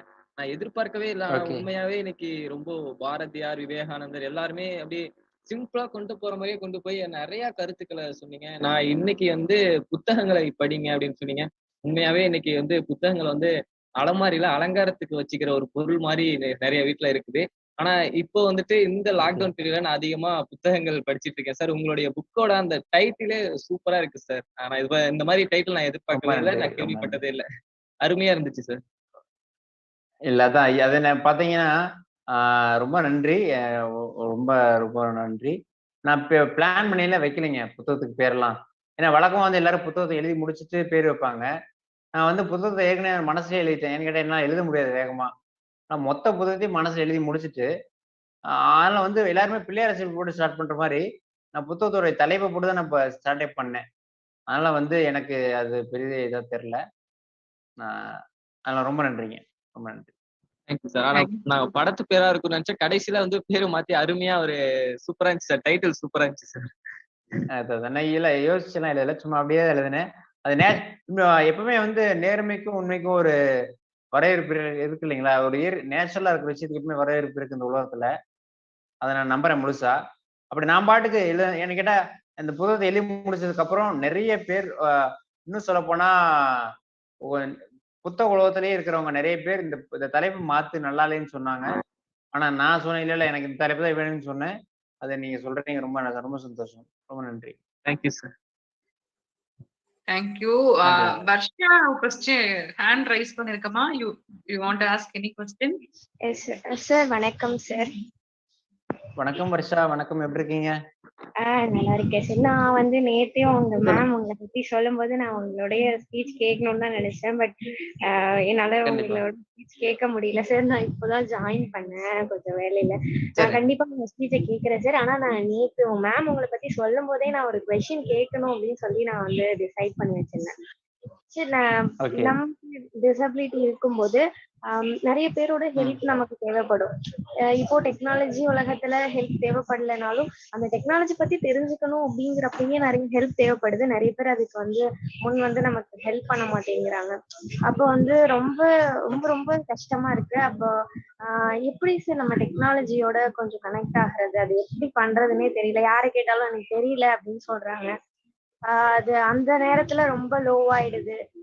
அதுல இருந்து ரொம்ப ஸ்ட்ரெஸ்ஸாவும் ஆயிடுது. அதுல இருந்து எப்படி சார் வெளில வர்றது? அது டெக்னாலஜி பத்தி நம்ம எப்படி கனெக்ட் பண்ணிக்கிறது அப்படின்னு சொன்னா நல்லா இருக்கும். அதான் வந்து ஒண்ணும் இல்லை. இப்ப நான் வந்து பெரிய டெக்னாலஜி ஃப்ரீக்லாம் ஒண்ணுமே கிடையாது. நான் வந்து சும்மா நார்மலான என்னை பார்த்தீங்கன்னா நார்மலா ஒரு மொபைலை வச்சு பண்ணதுதான். இப்ப நான் மொபைலை பார்த்தீங்க அப்படின்னா அவ்வளோ ஈஸியா வந்து டக்குன்னுலாம் வந்து நான் டைப் பண்ணி முடிச்சிடல. திரும்ப திரும்ப திரும்ப என்னுடைய போனை நல்லா ட்ரெயின் பண்ண வேண்டியதா இருந்துச்சு. அப்படி ட்ரெயின் பண்ண அந்த போன் வந்து பாத்தீங்கன்னா தமிழ் டைப் ஆரம்பிச்சிருச்சு. உடனே ஒரே நாள்ல நடந்துராது. எல்லாமே எதுவுமே ஒரே நாள் நடந்துராது. நீங்க கேட்ட உடனே ஒருத்தர் ஹெல்ப் பண்ணிட மாட்டாங்க. அதை மனசுல வச்சுக்கோங்க. எல்லாத்துக்கும் நமக்கு இருக்கிற கஷ்டம் புரியாது. ஏன்னு கேட்டா அவங்களுக்கு நம்ம நினைச்சிட்டு இருக்கோம், ஓ இவங்க வந்து டாக்டரா இருக்காங்க, இவங்க இன்ஜினியரா இருக்காங்க, இவங்க வந்து சிஏ படிச்சிருக்காங்க, பெரிய லெவல்ல இருக்காங்கன்னு நினைச்சிருக்கோம். அவங்க ஒவ்வொருத்தருக்கும் வாழ்க்கையில ஒவ்வொரு கஷ்டம் இருக்கு. அதனால வந்து அவங்களுக்கான கஷ்டங்கள் இருக்கு, அவங்களுக்கான பிரச்சனைகள் இருக்கு. அதை நோக்கி ஓடிட்டே இருப்பாங்க. நீங்க தயவு செஞ்சு தேடுங்க. இன்னைக்கு இன்டர்நெட்ல கூகுள்ல சுந்தர் பிச்சை கேட்டா எல்லாமே பதில் சொல்றாரு. நீங்க ஏன் கவலைப்படுறீங்க? சுந்தர் பிச்சை தான் எல்லாத்தையும் பதில் வச்சிருக்காரு, நம்ம இருக்காரு. நீங்க பாட்டு அவர்கிட்ட போயிட்டு என்ன நீங்க சும்மா எதையாவது நயன்தாரா பர்த்டே என்னன்னு கேட்டா கூட சொல்றாங்க. நீங்க என்ன இவ்வளவு எப்படி சொல்லிட்டீங்களே, சொல்ல மாட்டேங்கிறாங்கன்னு. நீங்க சர்ச் பண்ணுங்க, கிடைக்கும். நிறைய ஸ்டூடெண்ட்ஸுக்கு ப்ராஜெக்ட் வருது. இந்த மாதிரி நம்மள மாதிரி இருக்கிற பிரச்சனை இருக்கிறவங்களுக்கு ஹெல்ப் பண்றதுக்கு நிறைய ஹெல்ப் பண்றதுக்கு ஆள் இருக்காங்க. நீங்க தேடுங்க. இந்த உலகம் வந்து நமக்கு உதவி பண்ண தயாரா இருக்கு. இங்க பிரச்சனை என்ன தெரியுங்களா? அவங்களுக்கு என்ன செய்யணும்னு தெரியல, எப்படி ஹெல்ப் பண்ணணும்னு தெரியல. நான் முன்னாடி எல்லாம் வந்து பாத்தீங்கன்னா வெளியே எங்கேயா போகும்போது யாரையா ஹெல்ப் பண்றதுக்கு கேட்கறதுக்கு ரொம்ப கூச்சப்படுவேன். இந்த எக்ஸாம் எழுத போகும்போது என்னுடைய வீல் சேரை படிக்கல தான் தூக்கிட்டு போகணும். ஏன்னா 4 பேர் அதாவது வந்து நான் போனேன் படிக்கல தூக்கிட்டு போகணும்னு நினைச்ச உடனே ஐயோ என்ன பண்றதுன்னு பார்த்த உடனே அப்படியே காலேஜ் ஸ்டூடெண்ட்ஸ் வந்தாங்க. சார் நாங்கள் ஹெல்ப் பண்ணுமா சார்ன்னு கேட்டாங்க. நான் எங்க பிடிக்கணும்னு மட்டும் தான் சொன்னேன். 4 பேருடைய பல்லக்கில் தூக்கிட்டு மாதிரி தூக்கிட்டு போயிட்டாங்க. இது வந்து ஒரு நாள் கிடையாது, எல்லா எக்ஸாம்ஸும் நான் எழுதுனது இன்ஜுரிக்கு அப்புறம் நான் படிச்சது எழுதின எக்ஸாம் தான். அதாவது வந்து தாழ்வு மனப்பான்மையை வச்சுக்காம நான் இப்படிதான், என்ன 4 பேர் பல்லக்கில் தூக்கிட்டு போறாங்கன்னு சந்தோஷமா ஏத்துக்காங்க. யார்கிட்டையும் ஹெல்ப் கேட்க தயங்காதீங்க. கேட்பதற்கு தயங்கி எதையும் இழந்துட விடாதீர்கள். அதை மட்டும் நான் சொல்றேன். இப்படி கேட்டா கிடைக்குமா கிடைக்காது, கிடைக்காட்டி போயிட்டு போகுது, அடுத்தவங்களுக்கு கேளுங்க. அதான் ஏற்கனவே சொன்ன மாதிரி தான், ஃபெயிலியர் இஸ் அ ஃபீட்பேக். மறந்துடாதீங்க. ஒருத்தர் கேட்கறதுனால உங்களால எந்த விதையும் நம்ம குறைஞ்சு போக போறது இல்லை. கண்டிப்பா எல்லாம் நல்லா போய் நடக்கும். Thank you sir. Thank you sir. நன்றி நன்றி. சூப்பர். இன்னும் நம்மளுக்கு ஒரு நாள் முழுக்க லோகநாதன் கொடுத்தாலும் அருமையா விஷயங்கள் நம்மளுக்கு கொடுத்துக்கிட்டே தான் இருப்பாப்ல. Excellent, super, fantastic. என்னென்ன வேர்ட்ஸ் போடணுமோ அத்தனையும் ஃபில் பண்ணிக்கலாம். Excellent excellent. சரவணகுமார் எதுவும் கொஸ்டின் கேட்கணும்னு நினைக்கிறீங்களா? கேட்டுட்டாங்க. இல்ல மேடம், நான் பேசிட்டேன். ஓகே ஓகே, நீங்க ஹேண்ட் ஓகே. நான் சில விஷயங்கள் மட்டும் ஷேர் பண்ணிடுறேன். சாகும் வரை மகிழ்ச்சியாக இருக்கு. ஒரே ஒரு ஆடியோ மட்டும் கேட்டு முடிச்சிருங்க. இந்த ஆடியோ கேட்டு முடிச்சதுக்கு அப்புறம் இவ்வளவு நேரம் நான் சொன்ன எல்லா விஷயமும் இந்த ஆடியோக்குள்ளேயே இருக்கு. இந்த ஆடியோ மட்டும் நீங்க கேட்டீங்க அப்படின்னா இந்த மாதிரி ஆடியோஸ் தொடர்ந்து கேளுங்க. உங்களுக்கு எல்லாமே லைஃப்ல நல்லபடியாக நடக்கும்.